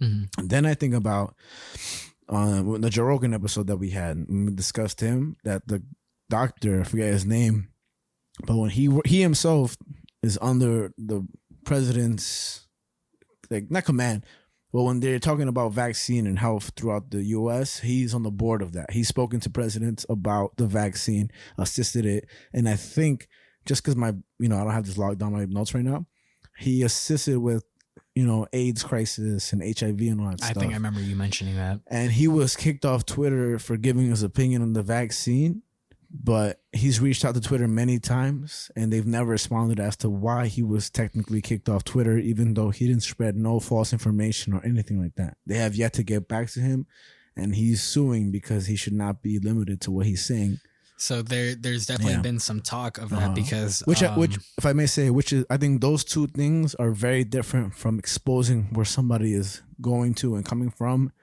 especially somebody as high profile. Because what if somebody is doing that's Joe Biden? Yeah, I mean, so there's definitely been a lot of talk about that with this conversation going on because a lot of conservatives and things like that are very much so on this side or this idea of Elon Musk buying Twitter because they're like, to them, like they're kind of like, well, if this happens and there, I'm back on the platform. Yeah. So because that has been happening, people getting barred from Twitter over the last couple of years, well, even last like few years, like ever since Trump like became president and stuff like that. Even Trump being barred from Twitter. Yeah, so it's just it's an interesting conversation that's arising from this whole instance between Elon Musk and Twitter. Yeah, but who is the CEO of Twitter? I didn't get the exact CEO. I know that Jack Dorsey used to be the CEO, if I remember correctly. I just Googled it. I don't know it myself. I just Googled it. So apparently the CEO of Twitter, the CEO of Twitter is Parag Agrawal. Okay. Agrawal. It used to be Jack Dorsey, which is who Seth Rogen was communicating with. Yeah, and Jack Dorsey, from what I saw, he only has about like a 2.3% stake in the shareholders. So comparatively to Elon Musk, he's just been completely dwarfed by this point. I just think that it's interesting when it comes down to how much attention somebody with a big name gets. When I'm sure that when you ask people that question, who is the CEO of Twitter, nobody will know who Jack Dorsey or what's his name again? Let me just see real quick. It's right here. Parag Agrawal. And he replaced Jack Dorsey and around the time of November 29, 2021. Sorry. So that's not too long ago. And that's interesting, man. I think that I don't really have an opinion. I don't use Twitter, you know. I don't really use Twitter. I use it more. I use it during the times of Comic-Con because a lot of comic artists and comic writers use Twitter to communicate to their fans and stuff like that. To communicate to their fans. So usually during Comic-Con, I use Twitter a lot because that's when they're like, "Yeah, I'm having a signing at this booth right now." I'm like, yeah. So interesting. That's when I use Twitter a lot. But I mean, to get back into it real quick. Just today on April 15th, Twitter had a counterattack to this whole bid from Elon Musk. Yeah. So they're actually using a strategy that was invented a while back to repel corporate raiders in an attempt to block a takeover bid. And this is what they call a poison pill. And I saw that headline. I didn't know what that meant though. And so what this poison pill is in terms of like market speak is that the market would flood with new shares, immediately reducing Musk's stake, his 9.2% stake, and making it more difficult to buy the company. It would make him have to pay more actually, right? Yes. That's kind of schemish though, right? Well, isn't that kind of leeching money off Elon Musk? It's not necessarily leeching money off of him as much as it is just trying to ask him for more money. And so that's what I mean, though, because I think Twitter in itself will be worth more so much in the future. But they don't want him to buy Twitter. Is the thing that this is a counterattack. They're making it too high of an offer for even Elon Musk. But think about what you're saying. They don't want him to buy, right? But they'll rise the price up higher in order for him to buy it. So he won't. Well, that's what they're banking on because I think he will. Because even in the article that I was reading, like financial supervisors and things like that, they said that this would force him to negotiate directly with the board, which historically has not ended well. And that even for someone of someone's wealth as Elon Musk, this would be financially disruptive even to him. I may be completely miseducated on this. I think that's not a bunch of bullshit. What I'm trying to say is that if he gets Twitter, I think Twitter is going to be worth so much more in the future, right? And the money that Elon Musk has is probably not known to people right now. Even with the whole Joe Rogan thing, people think he made $100 million off the Spotify contract, and he made a whole bunch more, you know? And it's all this indiscretion. There's a bunch of people that are the richest people in the world who have not trillions, but billions of dollars that aren't as famous as Jeff Kisses Elon Musk, and all these real Bill Gates. These are the people that we know because they're major in these companies. But the real rich people, like the ones in Dubai and stuff, like what are they doing with their money? Rockefeller, all these people like that have crazy money. We just don't pay attention because they're not as rich. And this is just like my freelance thought, because again, I'm not educated in this area, but I think as a wise person, to buy Twitter is genius in terms of making your money back instantly relative to the applying how long it will take to make your money back. I don't think it'll be that long. I mean, I think I could be wrong in this. I feel like this would be pretty good for the supplementary, but I could be wrong in saying that I think running social media platforms is actually not profitable. Depending on the social media platform. I think TikTok will die out soon. Well, I think because you can still run a company without being profitable. Look at Netflix. Yeah. They don't make any money. They're leaning towards the video games. I mean, they've been saying that for years. No, they actually have the games now. Oh, they have games now? So I also saw the article and I was like, when are they going to do this? I either was in Texas or coming back when I was trying to download movies for the plane. And I was like, what is this? And if you look now on Netflix, there's games kind of like on the App Store where you kind of look through it and there's a bunch of games being made for Netflix. And I think eventually, the reason I don't think it'll succeed as much is I think of GameFly. You remember GameFly? Yeah. Jesus Christ. I mean, that's kind of what they wanted to do. That's what I mean years ago. But it evolved. I feel like no one remembers this, but I remember because Netflix used to mail you DVDs. Well, no. I feel like people remember that, but I remember during that era when Netflix still used to be a mail by service product, they at some point fancied the idea of completely switching their company name to like games. Quickie or something like that. I don't remember that. And that they were going to incorporate video games into their thing. I remember seeing the email about that. And then a week later, there was so much backlash where they were like, okay, we get it. All right, we're sticking to Netflix. But that's more so in the time of when they were considering that, as opposed to, let's say, I'm playing Fallout 4 now, right? What is that on? I Game Pass. Exactly. And explain Game Pass to people that don't know what Game Pass is. If you don't know what Game Pass is, you are slacking. you are. I paid for Destroy All Humans and it was already free to me. I already had access to it. And not free. It's basically a monthly service where you pay about what, like $20, $18, it's like $16 $10-15 a month. And you get access to, let's just say, more than 30 video games, because it's more than that. It's more than 100. Yeah, more than 100. And popular games, not just these shitty, boring ass games. You get day one titles from Xbox and things like that. And I would not be surprised, you heard it here first, if Netflix and Game Pass collaborated, or Netflix and whatever PlayStation has collaborated, because I mean, honestly, that would kind of make sense for Microsoft's trajectory. Yeah, or literally anything that hosts Netflix as an app in their own devices. I actually never mind because Microsoft has their own streaming service called xCloud, which is a part of Game Pass. What the fuck is xCloud? Oh, I didn't know it was a part of Game Pass. Yeah, so if you pay for Game Pass Ultimate, you technically have xCloud. Oh, but Xbox is incorporated with Microsoft.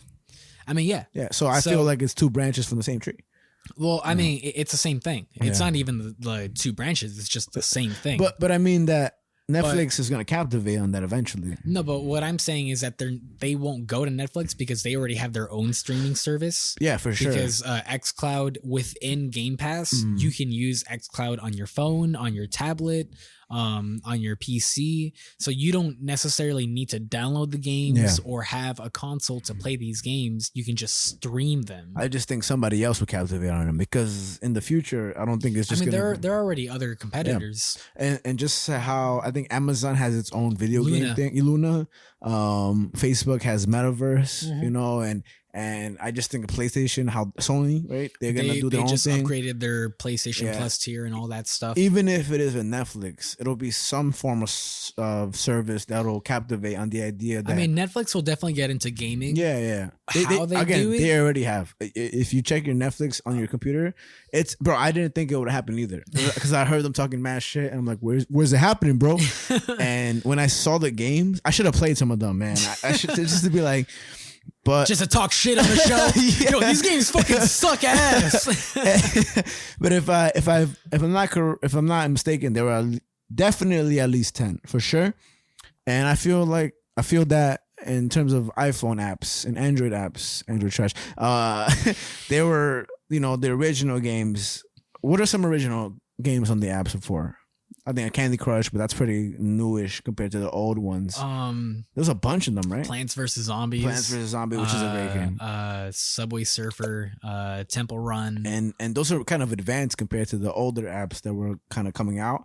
So I think it'll be very interesting to see what the fuck's going to happen to all these companies that were revolutionary. Because, damn, man, there's so much. Vimeo, Tulu, all that stuff. Yeah, I mean, we've last thing I'll say about the Twitter Elon Musk situation, but despite all of that, no matter what happens, no matter what goes down, if somehow Elon somehow buys Twitter, but if he does not, he says he has a plan B. Of course. What his plan B is? Tesla social media. No one knows. Have you heard about Trump's social media? So I'm surprised we haven't talked about this, and I feel that it's under the radar.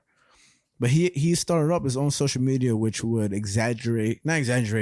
just confirm free speech, just not diminish free speech, because I think it is very much. Even with those two examples with Seth Rogen and the guy with the vaccines and stuff, I think that there is a time and place for certain people to say things, and a lot of this is a great example, and this is the truth. That if you're expressing and I don't mean to go, I know I'm saying the words liberal and Republican, all that stuff. I don't care. I don't care what you have. I think what everybody needs to realize is that we have ideas of both sides in our brains in certain aspects. Most people do. But what I'm trying to say is that Gray Jedi. What? What do you mean? It's just something I think about all the time. Tell the world, Javi. A gray Jedi.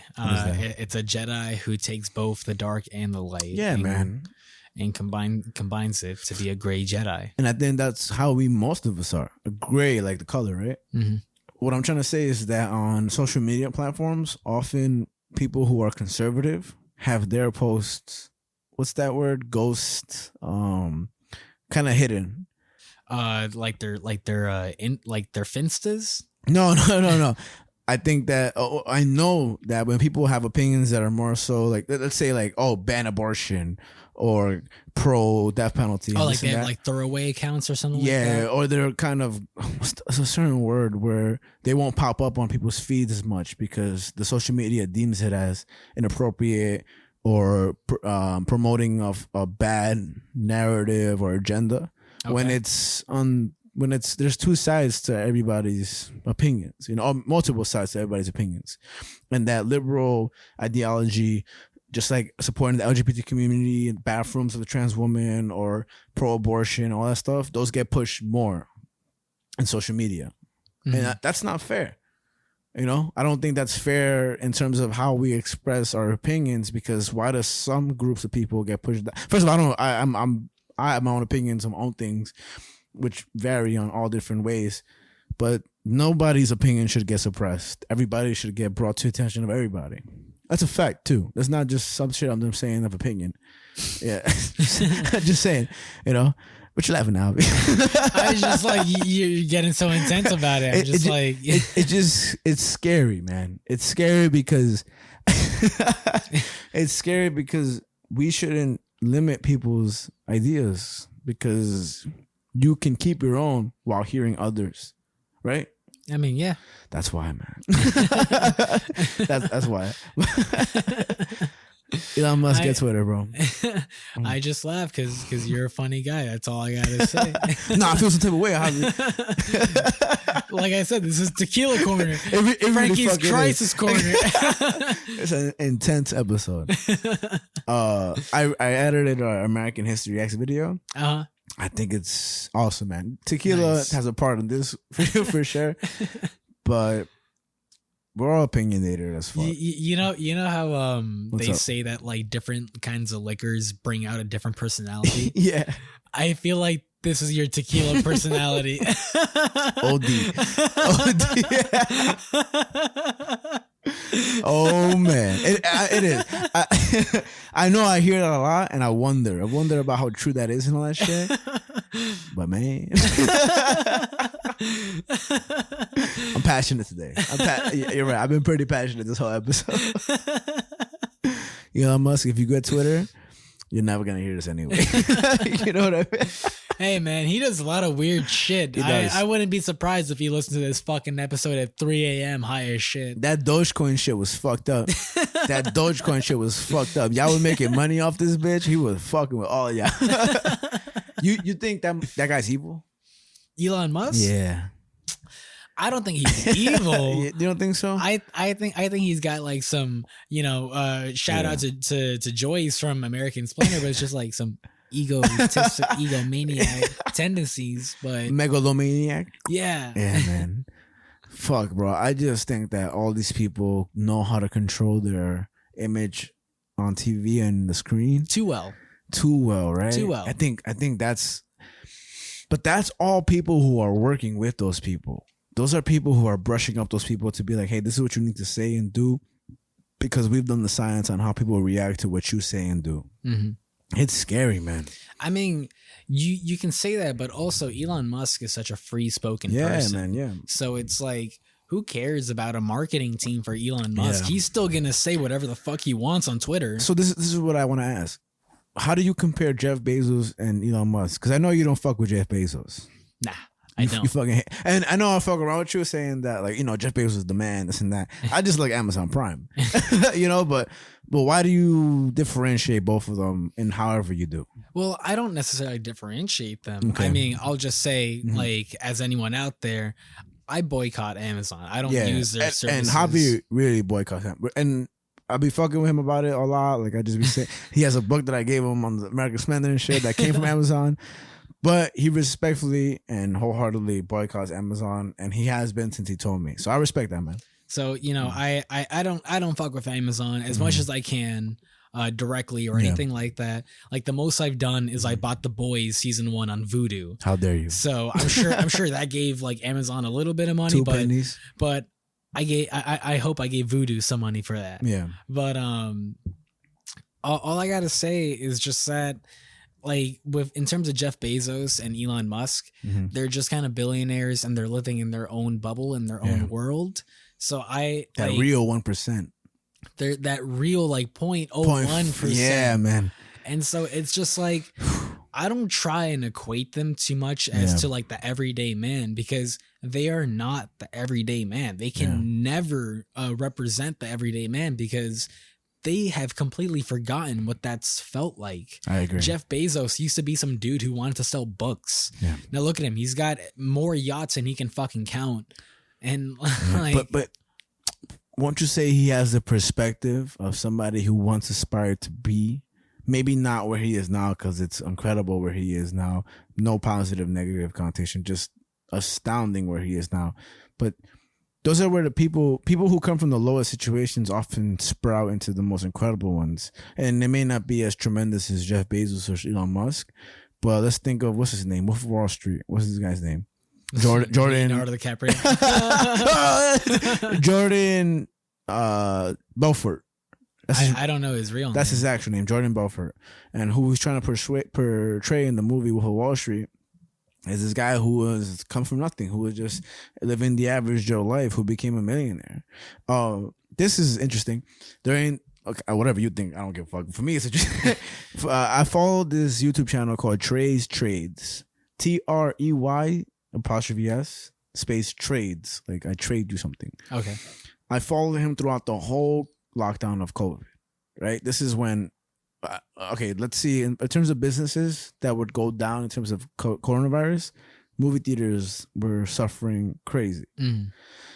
AMC stock, not to get too serious about it, if you have one share AMC stock during lockdown, it costs about $5. Oh, wow. Right? Let's try to do this, because every time I try to explain this, it gets hard for me. Well, not for me, for the people that listen. Let's say you have one stock of AMC, right? And you had it at $5. $5. And then it jumps to $65. How much money did you make? $60. Yeah. So now let's say you had 10 stocks of AMC for $5. How much does that equal? $50. And now it jumps to $60. How much do you have? 10 stocks for $60. 10 stocks for $60. So That'd be 10 $600. So your profit went from 60 to 600. I followed this guy's YouTube channel from lockdown to further. Every day I watched him and the market. We would stay from 9 to I say we. You know, it would be like me and like 1,000 people just watching this guy. You know, it would be from 9 a.m. to 4:30, which is when the market closes in New York City, or 5:30. Watching every day the price go up and down, 5 to 7 to 10 to 11, 12 down, all that stuff. And I made $2,000 with the AMC stock. This guy became a millionaire, you know, and a bunch of people were posting stories saying they made a whole bunch of money, you know. Now this guy is rich out of his mind, and he's still putting out videos for AMC. I still feel like buying AMC stock is a good. Is he going to do our video? I hope so. I fucking hope so, because I'm sharing this shit to him. But what I'm trying to say is that I made a measly $2,000, and on my way, I walked to work to Dunkin' Donuts that day, and I put, I think, $100 into AMC stock. As I walked to work, my money was increasing, like it went to $1,100 to $1,600. I think I remember that. You remember that? And I was like, bro, I just made $2,000 with the stocks, and I made another $100 just by walking to work. And the reason I bring it up is just because people's lives change so fast, you know. And say with DraftKings, say I was successful, which I wish I was. That money can not change everybody, but it can change your life in a second, you know. But at one point, either Elon Musk or Jeff Bezos was the average Joe. Maybe. I don't think they were that average of a Joe. But there are some people just as Will Smith in Pursuit of Happiness. You know, I forget the story in itself, but he became successful through his own demise as somebody who wasn't working so good selling products that were all right. I don't really know what my point is. Back to the tequila. But I just think that, again, people in those trenches of life that aren't succeeding the way they'd want to, when they reach a higher up in terms of wealth and success, they get diminished now. They are like, you don't know what it's like to be the everyday man. But maybe that's what it was. Your lack of, because people, what's the opposite of Elon Musk? Somebody who's unhoused, who has no money, who has, you know, living on the street, you know? And what if they were to bloom into somebody who became the richest man in the world? People would shit on him for saying, you don't know what it's like to be us. Well, I mean, there is one quote, I forget from where, but it's something along the lines of like, you're crazy until you're right. Of course. So it's, and even when you're right, you're still crazy. It's just the way that I look at it is just kind of like, regardless that Elon Musk or Jeff Bezos might have been the average Joe when they started. Yeah. I mean, in Elon Musk, in his case, like he was planning this shit from like since he was born. People like, were shitting on him for it too, you know. Like that there's been the conspiracy that this guy might be an alien. Like yeah. So it's just Ted Cruz, not alien, but the Zodiac killer, right? So it's just, you know, whatever the case might be, but it's just I feel like there comes a point where it's just you become detached from reality. Oh, for sure. That I agree with. When you get too rich and too famous, and so that's what I think happens more often, like than anything, because it's like you might be the average Joe, but you are so far from that now that you can't even relate to that anymore. Yeah. And even when you try and think about it, you're thinking of yourself in a time that has already passed. True. Like time has moved on, times have changed, and all those sorts of things, and it's just you can't try and put everyone else in that same kind of mindset. Yeah. Damn. So that's kind of the way that I look at it in terms of like billionaires and celebrities. It's like you guys can say all the shit you want and trying to tell me to be that success is only the path that I make, but realistically, you're just crazy. Yeah. And like you put in that work every minute of every day. And realistically, I can't do that. Yeah. A part of me wants to just shit around and have a little bit of fun. So excuse me. Excuse me. So that's the way that I look at it. Nah, man, I agree. I bring up all that I bring up just because This is a weird world, Javi. It's a weird fucking world. I mean, we have a fucking rocket man trying to buy Twitter. Like, we do, man. and people still think the moon landing was fake, and I don't even know if it was or not. I don't even investigate that type of shit. It's just a weird world, bro. And I feel pretty. I don't even know if this is the right word, but introspective, retrospective, I guess. Mm-hmm. Looking outward in. I don't know if that's. Yeah. It's just this is weird. The tequila's hitting you. Oh, man. bro, life is hitting me. On top of the tequila, I've always thought everything is weird as fuck. But Elon Musk and Frank James, Eric Adams, Lieutenant Benjamin Button. It's fucking crazy. But yeah, bro. I mean, that's been the news section.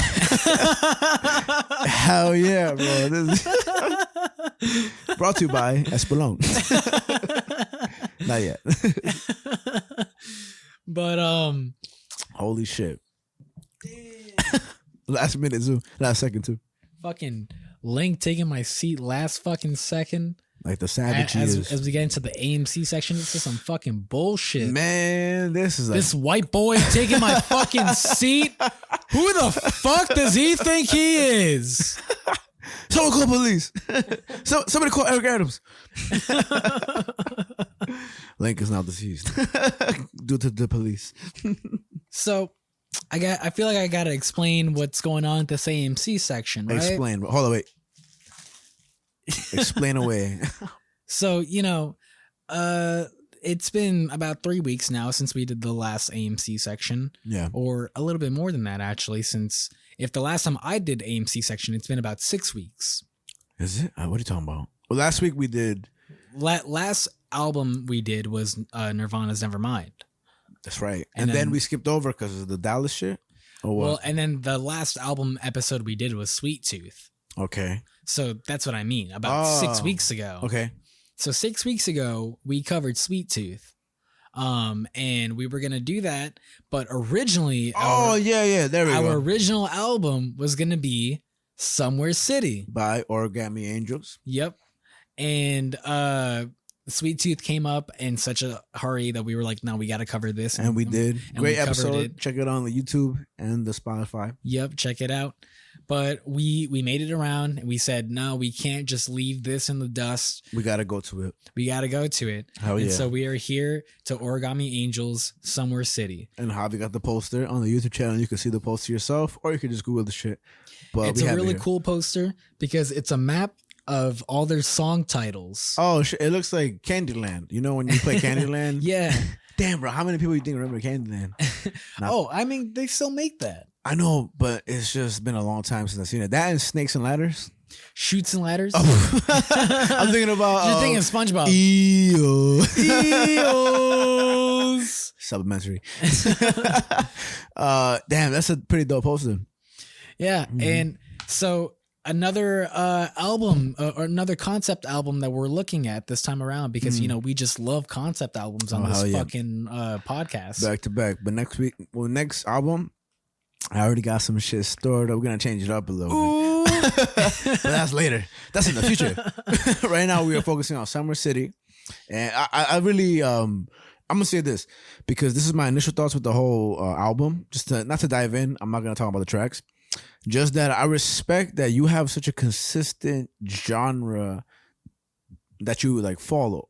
You know? That there's it's hard. For me, it was hard to like kind of get myself off the first bat. What we did, not Prince Daddy and Hina, was it? Was it Cosmic Thrill Seekers? Yeah, Cosmic Thrill Seekers. That was Prince Daddy and Hina. Oh, so that was, for me, it was new, but I still remember to this day on my way to work in the morning, listening to the album and saying that this is crazy different to me. And now we're on Summer City. And just like the comic books, I'm getting more accustomed to it. And I'm starting to at least appreciate different forms of art in terms of comics or music that are new to me. And it's dope, man. It's dope because when you expand what you listen to, what you read, and what you watch, and you take in other people's perspective on things, like you have a very consistent sense of music. So I think that was pretty dope, and I want to throw it out there because it brought me to a light where even seeing the Menzinger is still one of the best shows I've ever seen in my life because that was dope. So, but now we're episode 15, still talking about music and shit. So yeah, I mean, I'll just say that like, you know, I definitely am consistent in the music that I listen to. Yeah.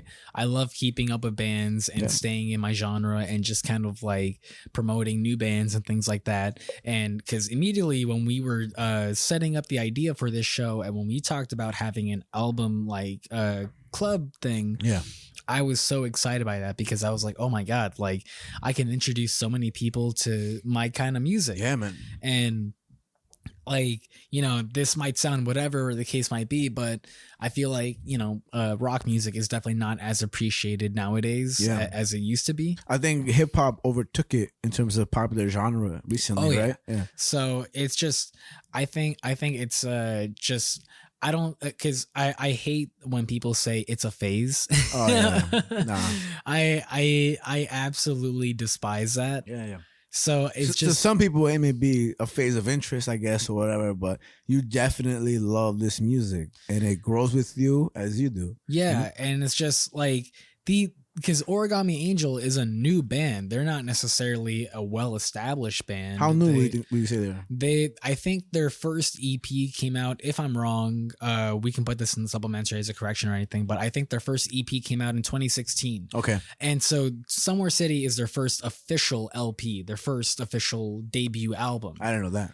So before this, they had about like 3 or 4 EPs where they just had a bunch of little songs and things like that. Okay. And so this was their first debut album. And this came out in 2019. And to just kind of go off the track list, it's a little scattered for me, but I've listened to this album so many times, I'm going to try my best to get it in the right order. Okay. I have it here if you want.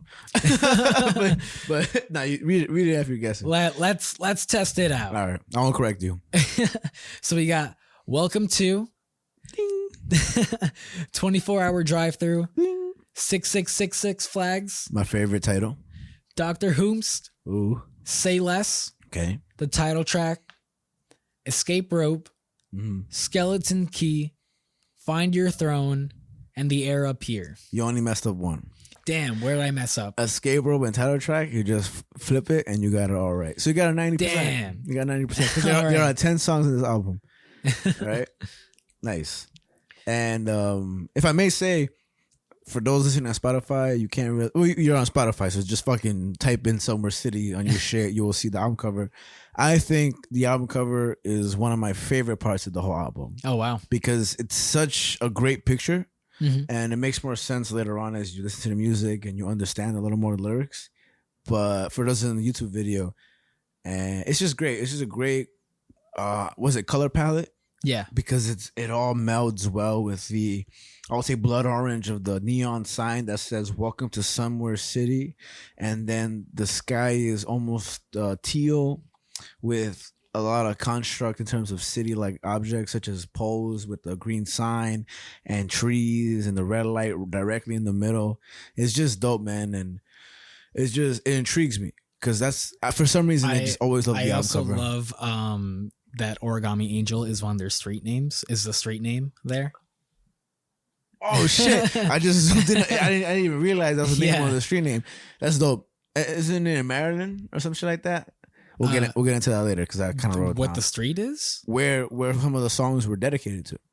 Oh, I mean, I don't. So I guess that's an interesting topic to bring up. We'll talk about it later on. But so I guess before we really get into the title by title, when I discovered Origami Angel, it was 2020. It was a pandemic. I was going through some shit, and I stumbled across their song Emerald. Amazing song, and it was on their EP called Gen 3, which is if you look at it, I also have all their albums on vinyl. Nice. But Gen 3 is Pokemon themed. Okay. So it's 4 tracks: Ruby, Sapphire, Emerald, and XD Gale of Darkness. Dope. That's so dope. And so Emerald is how I discovered them. Okay. And so when I started listening to the rest of their music, I came to Somewhere City, and it just really helped me a lot with the shit that I was going through in that really cliche way of like, wow, this music really helped me a lot. This song saved my life. This song fucking saved me, man. To get more depth on that joke, where we work at Dunkin' Donuts, I think Oasis Wonderwall played, right? And then I was like, something like, I hate this song, or this song is overplayed, or some shit like that. And there were like, so many people were like, this song saved my life, or some shit, right? It wasn't even that. What was it? I came up to you and I was like, as the song was playing, I was just like, this song saved my life. And I'm like, really? You're like, no. Because this is when we were first getting to know each other. So you were so quick to be like, yeah. Wow. I will say, Champagne Supernova, though. That's right? Champagne Supernova. Is that what it's called? I don't know. You don't know that song? Hold on. You gotta listen to that song. I'm not gonna play it right now. I might though. Let me make sure I got. Yeah, yo, bro, you haven't heard that song, Champagne Supernova by Oasis? I don't know. Oh man. Oh, I'm about to play that song right now. I won't. But I thought you knew it. That's a great song by Oasis. That's a great song. I never really listened to Oasis like that. Well, so aside from the song that saved your life, I even though Wonderwall is hilarious because today is gonna be the day that I'm coming back to you. Right now and then now and then what I'm gonna do. This song saved my life. That was fucking funny though. When you told me that shit, and I deadass believed you, bro. I was like, wow. Anyways, back to Somewhere City. To recap for myself, I'm happy that music like this got you through that situation, whatever it was it may be. Because that's real, man. There was a time in my life, I was very young. It wasn't that serious of that situation. But I think one of the only songs I could listen to was Going Through Changes by Eminem. For some reason, you know, I just repeated it back and forth. I was younger, but it was a matter of the fact that any other song I listened to, it would just make me sad. Any song, like, it could be the dumbest song ever. It could be like, why, you know, whatever, or whatever. But I can only listen to Going Through Changes back to back. And so I completely understand that some people just need a certain song or album to get them through whatever they are. And yeah, man, this is definitely a song of just escaping to somewhere city.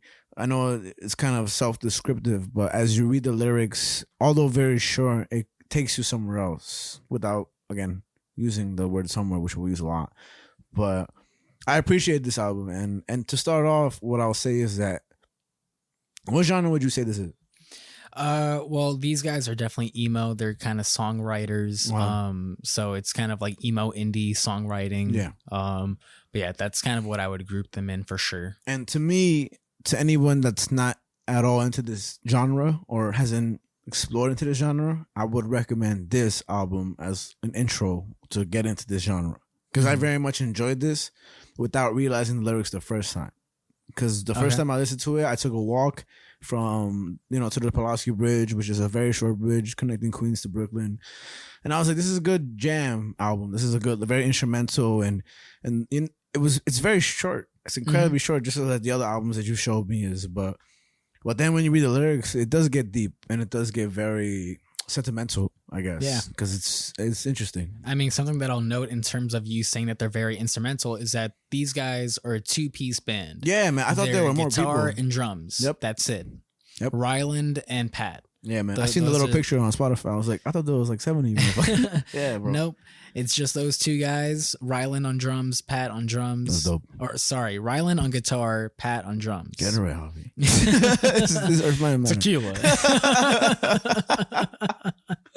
God damn tequila. But yeah, I fucking love these guys. I absolutely fell in love with these guys as soon as I discovered their music, and to just really get into it. Yeah, Welcome To just opens up with such a beautiful the first intro. track. Yeah. Fun fact: I know how to play 1, 2, 3, 4, 5 songs off of this album. Good shit, man. Out of the 10 songs, that's a lot of fucking songs. So I know how to play like the first 4 tracks, which is pretty dope. Welcome To, 24-Hour Drive Through, 6666 Flags, and Dr. Hoomst. And then I also know how to play the title track, which are all very fun to play. Yeah. But Welcome To, Is the lyrics are so poetic, and like I mentioned, in terms of genre, these guys are sort of songwriter in terms of that genre.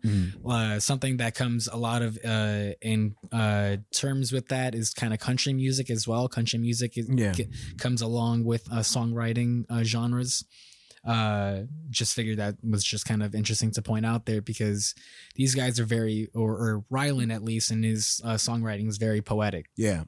Because Welcome To kind of just opens up with, when I feel so lost without a plan or purpose, a cent or a dollar or even a cause, I know where I need to go to feel better, somewhere that I know that I'll always belong.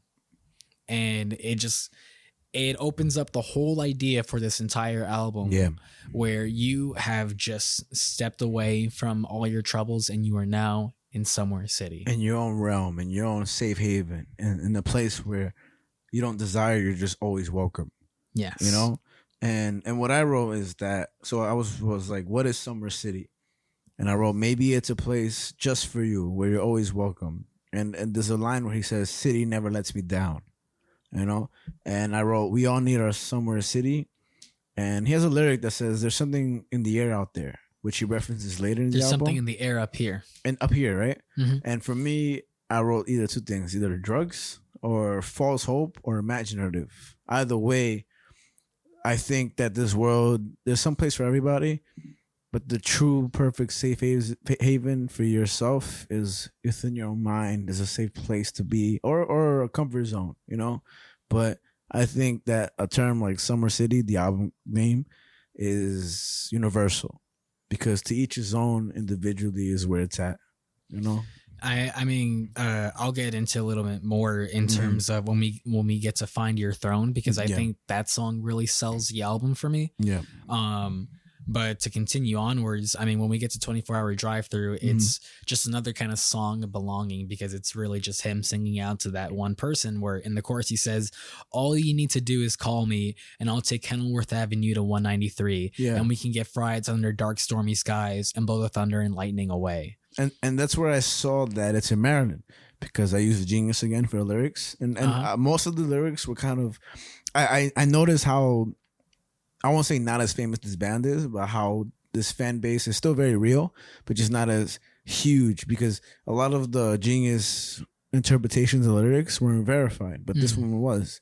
And it reads, Kenilworth Avenue is a road in College Park, Maryland, in the DMV area of the United States that Origami Angel is based out of. Yeah, they are based out of DC. Exactly. And I didn't know that. And he said, it says the writer is taking Kenilworth to get to Maryland's Route 193, a major highway that cuts through the state and is a primary access point to the University of Maryland.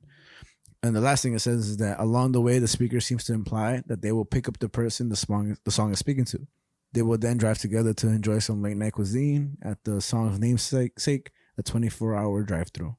So I always think it's cool to shout out your origin, where you're from. You know, we technically are in Long Island City, Queens. You know, this is where we're shooting it, but we're both from, you know, you are based around here, me from Brooklyn, but we're pretty much centralized in this area, you know, and I think this is where we're part of. This is our community. It's always good to shout out where you're starting off from, man, because that shit is always crucial. Yeah, I mean, they're very proud from where they come from in terms of being from DC and stuff. They very much so at shows, from what I've seen online, they kind of promote that at their shows and stuff. That like, yeah, we're from DC and this and that, whatever the case is. So, you know, fuck yeah to that. Fuck that. Fuck where you're from. Nah, but hell yeah, man. Always that. Yeah, and I love the titles that, you know, come with this, because they're pretty dope. The next one, again, like I said, is my favorite. But so speaking of 24-hour drive-through, it still is just pretty dope, because it's not as serious. Just like with the little line that says, with Dr. Pepper, fill up our water cups with Dr. Pepper, act like we paid. Something we're all used to doing, you know. But just talking about what you do on your own time within your own realm of life, you know, not taking things too serious, even though it starts off with a little bit of serious stuff, you know. It's still saying that this is my life experience. I'm going to talk about it. And the voice, I don't know how to compare his voice to anybody else. Yeah, he has such a it's not necessarily, I wouldn't say it's like super unique. Not at all, but it's similar. But there's just something about it that's just like, it's just kind of catchy and it's just very singy songy. Yeah, and it's just like, you can't like, you almost can't stop yourself from like bobbing to like his singing and stuff. Like it's just very rhythmic. Yes, and a lot of the song is very catchy too, without being too cliche. You know, it's more so catchy in its own style, but his voice is very just at the right, I don't know, tone or pitch where it separates itself from a lot of songs that are, or genres of songs that are similar to this. You know, and you kind of just have to hear it to understand it too. We can only read so much lyrics. I wish we could play the music right now. Yeah. But, you know, copyright motherfuckers. But maybe on YouTube we could put it. Might as well get that strike, you know? Maybe. Yeah. I think about it. You know, future website. Donate to us. Yeah, man. But we move on to 666 Flags. I love the title. I wrote parentheses, awesome title. This song is so fast and it's so kick-ass. Yeah. I remember the first time I showed it to my cousin Chino. Yeah. He had to close his eyes for a second and I just watched him and he was like, oh shit. Like in the car, he was just like, oh shit. I love the first line where he says, Googling how much roller coasters cost. Goes. And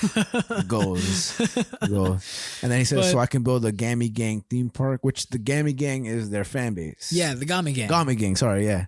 That's just dope, man. That's dope as fuck. Their second album is actually called Gami Gang. Gami Gang, nice. And then it's sponsored by NASCAR.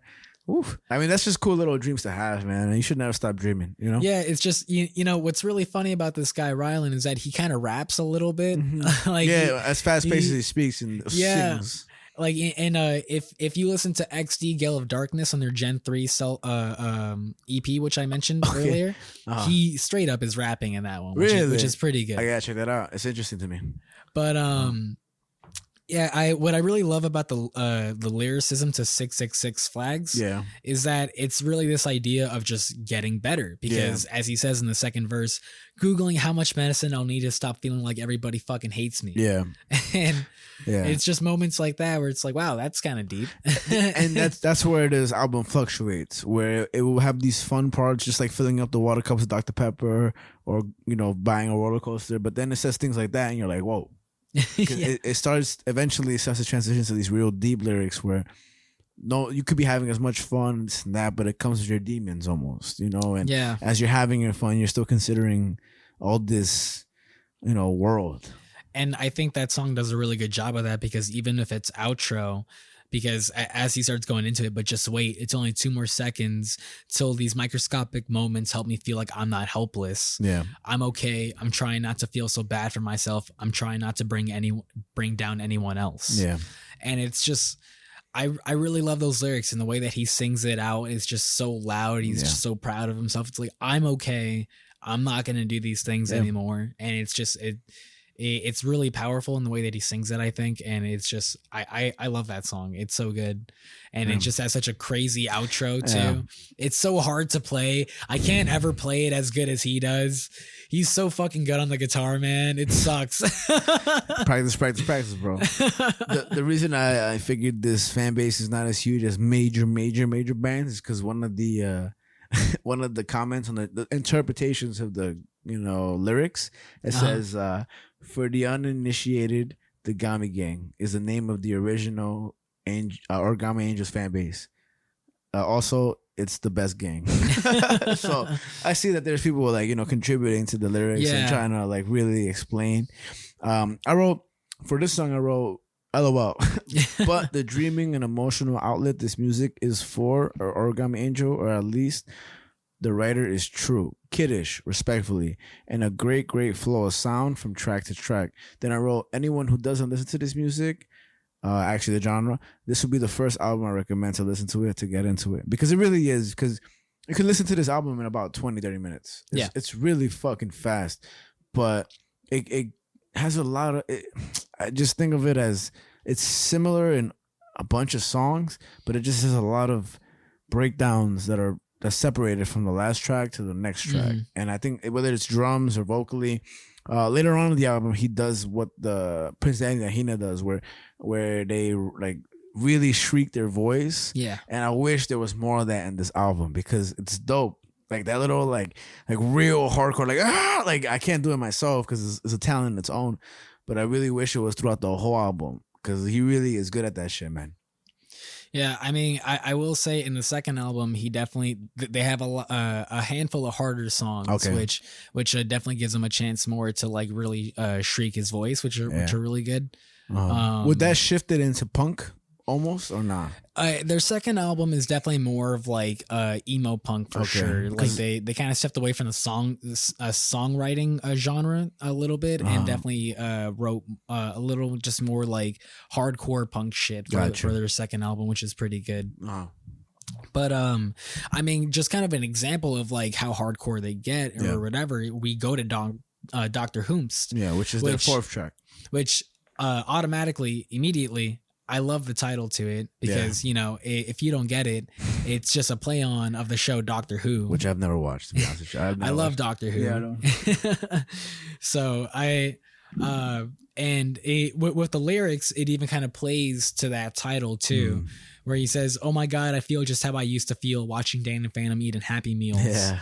And it's this sort of idea of time travel. Is the way that I've always looked at it. That makes a lot of sense. I thought it was, again, like how I said earlier, like this is a kiddish album, which in all respects is not to diminish it, but just to really say that later on I write that be yourself, man, and follow what's true to you. And when he says like watching Danny Phantom eating Happy Meals every night at 7, watching my favorite shows, just do what the fuck you want to do. Never really worried about the to and fro's of the way life goes. Yeah, man. Just go forward however you prefer to go, you know? And it's just like, it's like a time machine just brought me there. Like you said just now, just that you can teleport yourself back then. Like one of my dreams in the future is to retire, make a bunch of money, get high as fuck, and watch old SpongeBob episodes.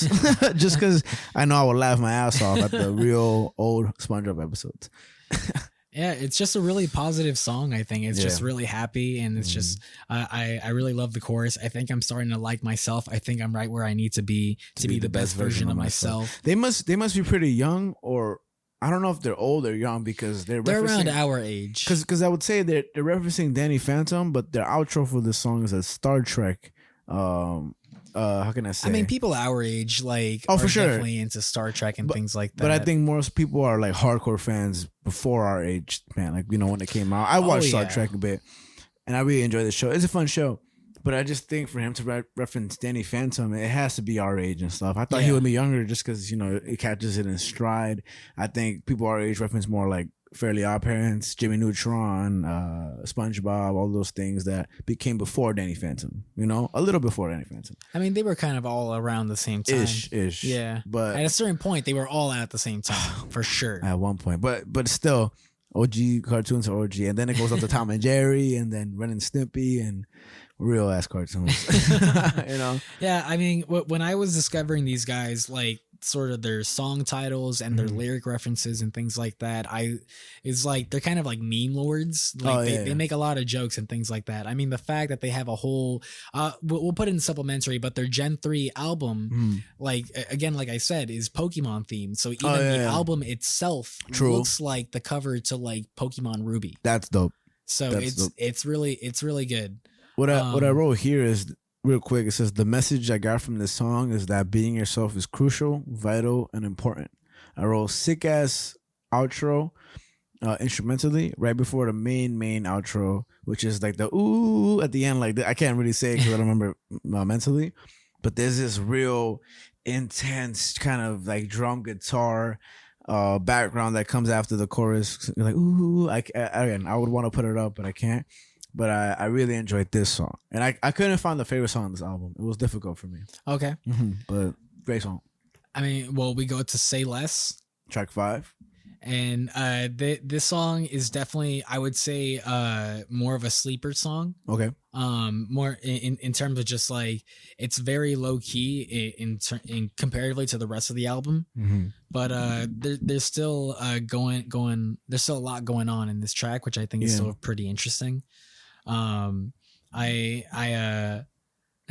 I just love the opening so much to this song.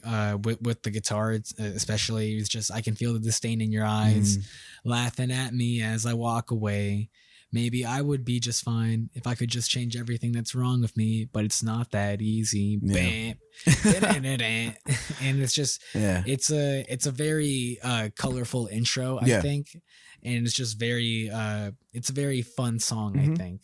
And from the Genius annotation, which I try to use, which wasn't really that I didn't rely on it too much because the lyrics are pretty simple to take in, but one of them kind of expressed it as saying, this is basically somebody with anxiety's worst nightmare. The bully goes out their way to embarrass the narrator.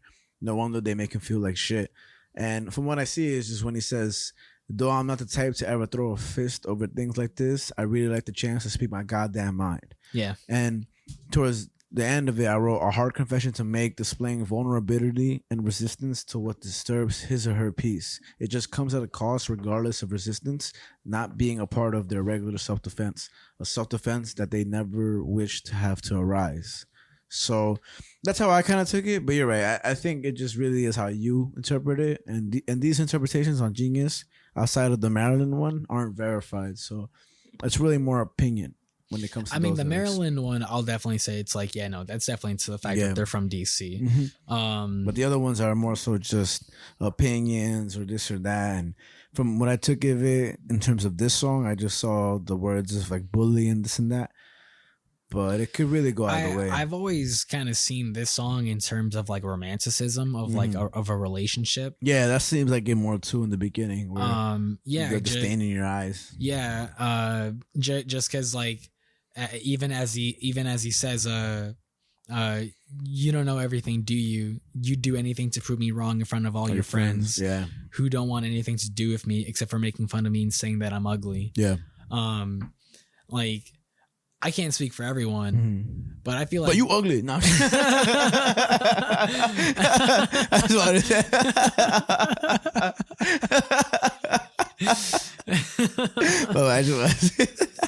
But it I've definitely been in that situation where I'm just kind of like, damn, like...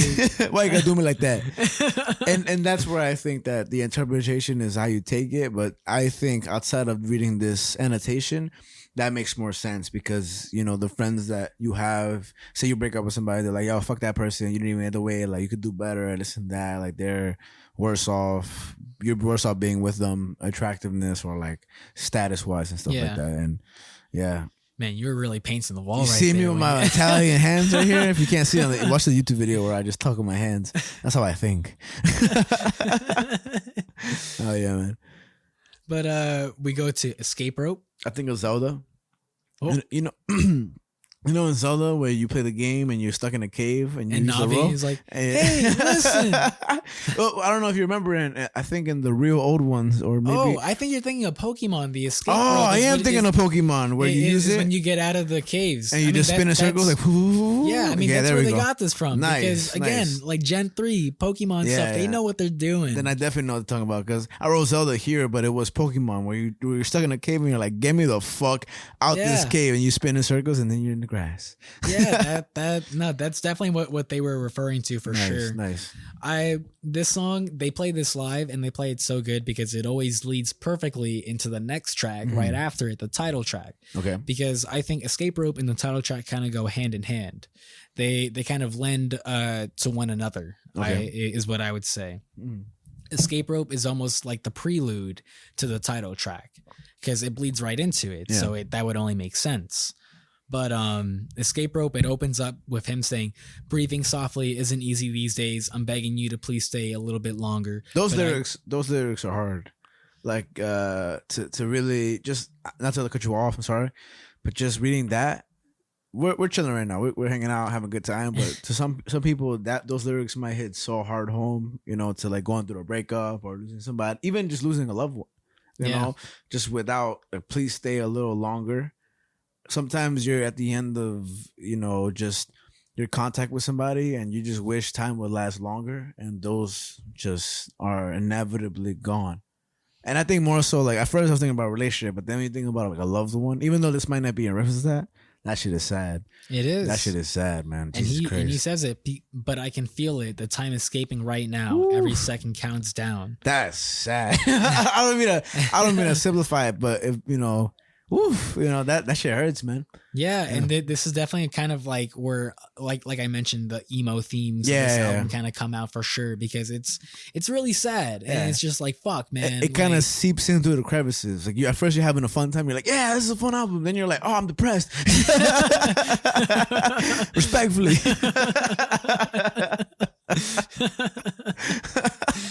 I mean, I think because we'll get into it more when we get to Find Your Throne. Yeah.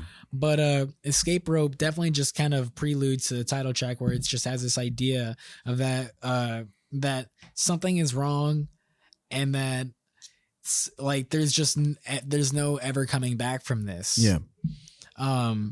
Or at least that's what it feels like. Mm-hmm. It feels like there's no ever coming back from this. Yeah. And then we get into the title track.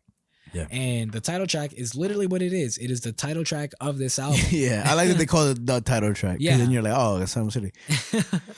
and it starts out with, sometimes it gets hard to be alive and you know better than I do. Sometimes you need somewhere else to go, somewhere that nobody can find you. No one will find you. And it's a really beautiful song, like lyrically from word to word. It's just, I think it's something that everyone needs to hear almost every day. Yeah. Where he says, if you want to be somewhere that you never have to hide or keep bottled up on the inside, baby, you can set it free. Just come with me and I'll show you somewhere city's waiting for you. Yeah, man. And it's a really beautiful song. I love this song. I love playing it. I love singing it. When he says the city's never far away, I'm telling you, I know that you won't be the same. The city's never far away. I'm telling you, the secret is it's in your brain. It's like, let me show you how to get to this place where you can always find it. You can always be. You just have to search with it, and I can guide you there. And I think, with the fact that it's called the title track, it definitely hints to the bigger theme of this album. But again, Find Your Throne just really sells it for me of the theme of this whole album. But we get to Skeleton Key. Yep. And Skeleton Key is a fucking heartbreaker. Yeah, man. Holy shit. Yeah, man. Oh, man. How does it start, Javi? Go ahead. This song makes me so sad. Where he says, the overwhelming thought of being on my own for 2 weeks straight without the sight of you around. The overwhelming thought of if this lasts forever, you'll find ways to remember me somehow. And this kind of gave me some vibes of Sweet Tooth, where he's speaking. I remember I interpreted it as, speaking of you gives me cavities, because it kind of just, I don't remember the lyrics so much right now, but just I interpreted it as, when I speak of you, it hurts me, like when you're injecting too much sugar into your teeth, it hurts your teeth. It's like spewing your name is damaging to my mindset. And so here it just says, again, it reminds you that being by yourself is so tough, man, especially without the right person. Yeah. And you're right. It really gets much more deeper, and I don't know, man. Maybe that's why I woke up in a bad mood too, because I did listen to the song in the morning. I got a lot of sleep, but it was just it's some tough lyrics. I think it kind of just it disguises itself as a fun roller coaster of an album, but there really is some depth to it, where Summer City may not be all fun and games either. There's a price to pay to find your Summer City, which can be just getting past all your demons and stuff like that and everything. Yeah. And that's just an interpretation, whether it's the truth of how it's made or not. But I always think, of course, how you take it in is how you interpret it, which is not really up to the artist. And I mean, it's interesting that you bring up like sort of the sacrifices that you might have to make to reach this Somewhere City, because like how he says in the song, I hope you know everything you do is special to me. You're my skeleton key. Yeah. You can say those things to that significant other, but sometimes that won't always like go the way you might want it to. And so when he says, so do you even have to ask me that I want to be there with you? I want to it's just a sort of cry for help. It's just like, let me just be with you and nothing more than that. Yeah. And sometimes you just kind of need that. Yeah, man. A lot of people aren't meant to be by themselves, man. That's what COVID showed for sure. You need human interaction, all that stuff, man. We're what is it? A social creature. We're a social creature. Yeah, man. Then we get to the one and only Find Your Throne. And Find Your Throne is definitely a very special song. Yeah. The first time I listened to this album, I wasn't necessarily sold by this song, but once I listened to the lyrics of it, I was like, I understand what's so special about this song. Yeah. Because this song really encapsulates the whole theme of this album. Yeah. Because I haven't gotten into so much of like my opinion of what I think this album says. Yeah. But because I was saving for this song specifically. But when for the chorus specifically, when he says, you're the goddamn king of the universe, even when it feels like it can't get worse, all you need to do is find your throne and you'll never be alone. Yeah. And that just, for me, that just encapsulates everything of this whole album, of that Somewhere City is a place that you make. And you navigate yourself towards. You like Somewhere City isn't a singular place that you can run away or escape to.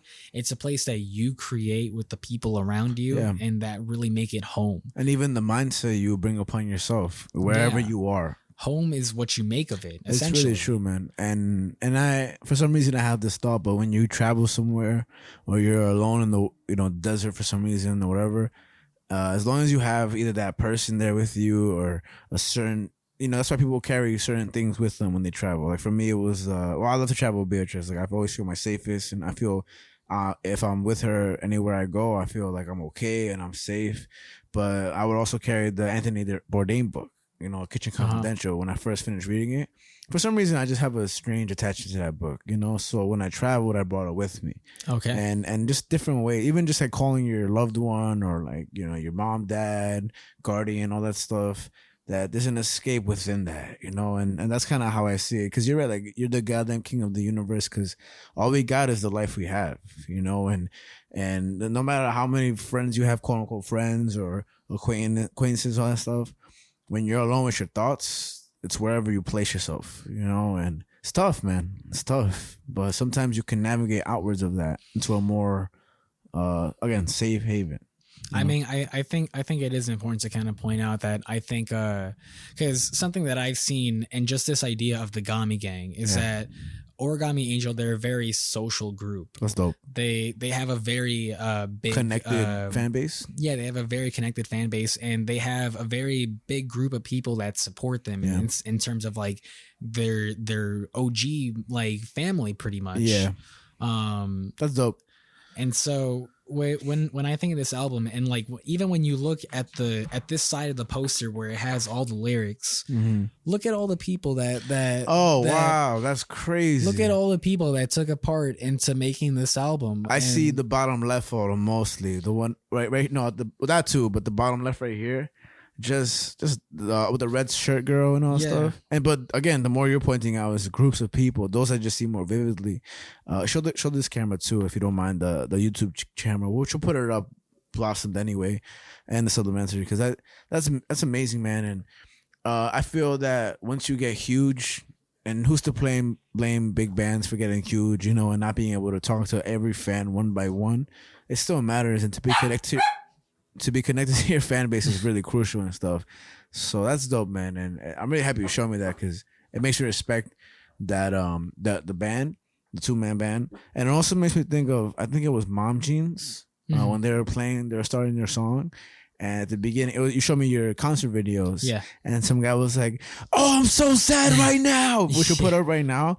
But I like that because he's just letting it out. He's just living in the moment, Like, yeah, you're so sad right now, but you're sad around your group, your counterparts. These are the family you're around. Like you all took time out of and especially in New York City, this 8 million populated city where you all took part in this one little organization of music, and you're all feeling the same thing right now, And there's a special energy that brings about that I think is, almost as unreal as God, if you want to look at it like that, but just as spiritual, I think that's a very, very crazy thing that music can bring about.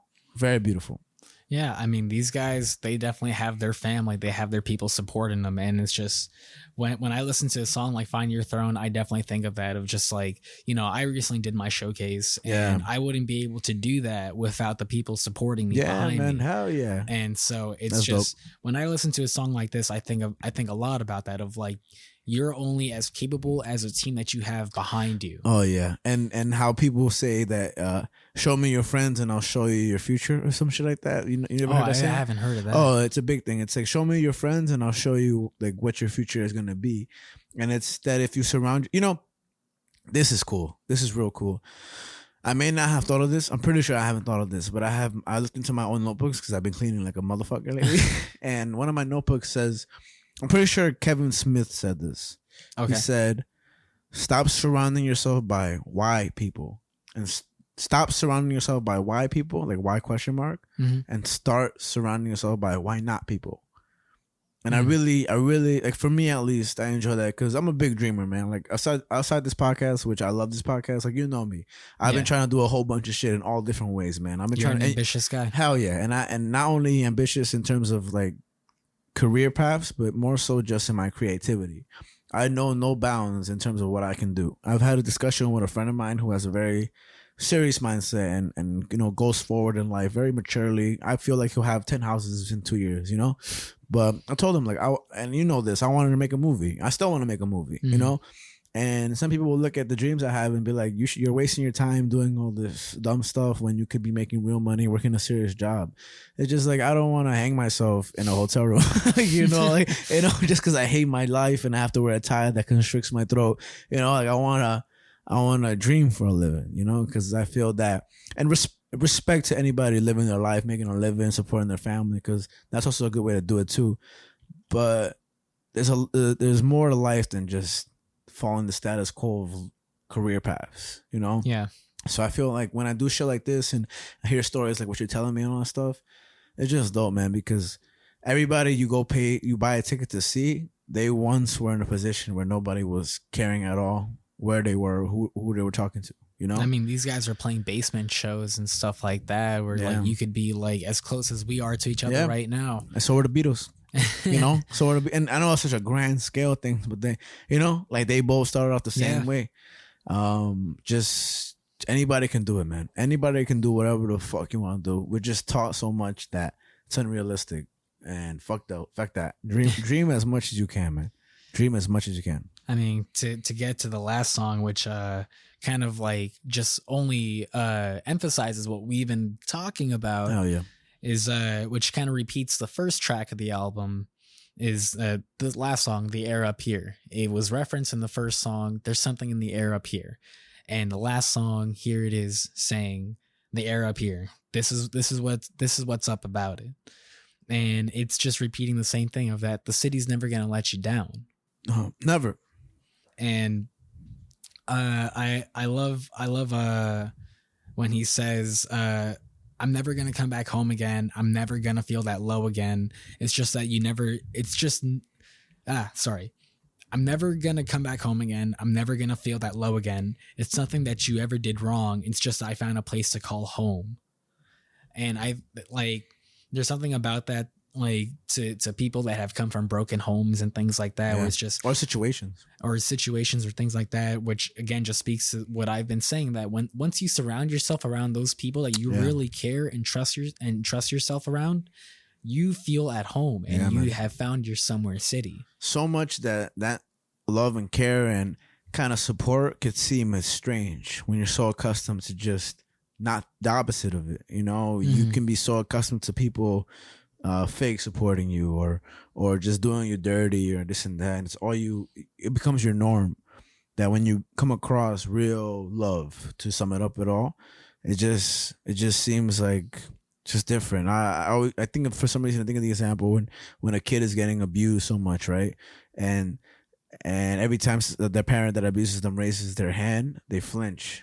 So when somebody is raising their hand to give them like a hug or like a handshake or food, they'll flinch, not because they're scared of getting hit by the person, because that's all they know. Yeah. And it's crazy, man. This is again a beehole kind of, but reading the second book of Sandman, I think of Jed, who's the younger brother of, I forget the blonde lady's name, but he spends his time in the basement being abused by the old couple, basically having to sleep on the cold basement floor with a thin blanket, peeing in the corner of where he sleeps. But when he dreams, he escapes into the dream world where he has, you know, the superhero who not really is a Sandman, and his wife kind of creating this utopia for him, you know, and an escape is an escape, and in some ways that's his summer city, even though it gets a little dark in that, you know.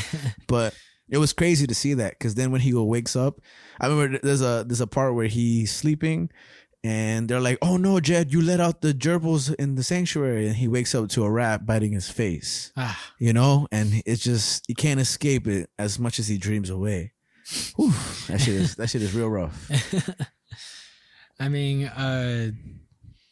I really to kind of pull it back again, I really love when he says, "I feel worthwhile now, and the city never lets me down." Yeah. And he just says, "So when you're feeling low or so damn distant and broken and lonely, just know that you'll never be alone. There's places you can go, people you should know. You don't have to do anything or be anyone. Just follow the road." Yeah. And it's just really beautifully spoken. And it's just kind of, again, this idea of like, chart your own path, make your own life, and surround yourself around the people that you love and that you care about. Always. And that's all you can do in this world where so many people will just not, you know, there's there's 7 billion people on this earth. You know, most people are too busy caring about themselves or the people around them to care about you. So find that either large group or small group. You know, in terms of Origami Angel, they have their whole Gami gang, and it doesn't have to be this whole 1,000 group of people. It could just be one person or 3 people, or, you know, a small subgroup. But when you find them, they really are the ones that keep you together, you know? And I mean, as short as this album is, I really think that it's a special one, you know? I think it'll fly on the radar compared to all our other AMC section, just because again, they're a more recent band, you know? But pretty fucking dope, man. And I'm happy we came back to it, because at first I thought it was going to be kind of difficult to talk about it, but it really came naturally, you know? It's a good album. Hell yeah, man. I mean, before we let you guys go, thank you so much for enjoying the show. Of course. And it's been a long, crazy one. This tequila has worn off, thankfully. Getting a little crazy back then. But keep your opinion. If you're listening to this, keep your fucking opinion. Express it no matter what the fuck goes through in life, because it matters, man. And shout out to Origami Angel. Seriously. Shout out to Origami Angel. If you guys ever want to be in the show. Oh, yeah, man. And I'll say this now. If you're listening up until this point, come on the show. If you have your own podcast, if you have your own show or whatever, even if you don't, if you got some shit to say, you know, Earth Mind and Matter Pod is the social. Earth Mind and Matter Pod on TikTok and Instagram. Maybe Twitter if Elon Musk buys it. If Elon Musk buys Twitter, we'll make a Twitter. Okay. That's a deal? Yeah. That's a deal. All right, man. So yeah, man. And what a crazy episode. For real, man. Well, overall, Frankie, what did we do? We talked about what's happening on the Earth. This is what happened in our minds. And why it mattered. This is Earth, Mind, and Matter, man. Oof. Good morning, good evening, good night. And good evening, good night, good morning. Oh!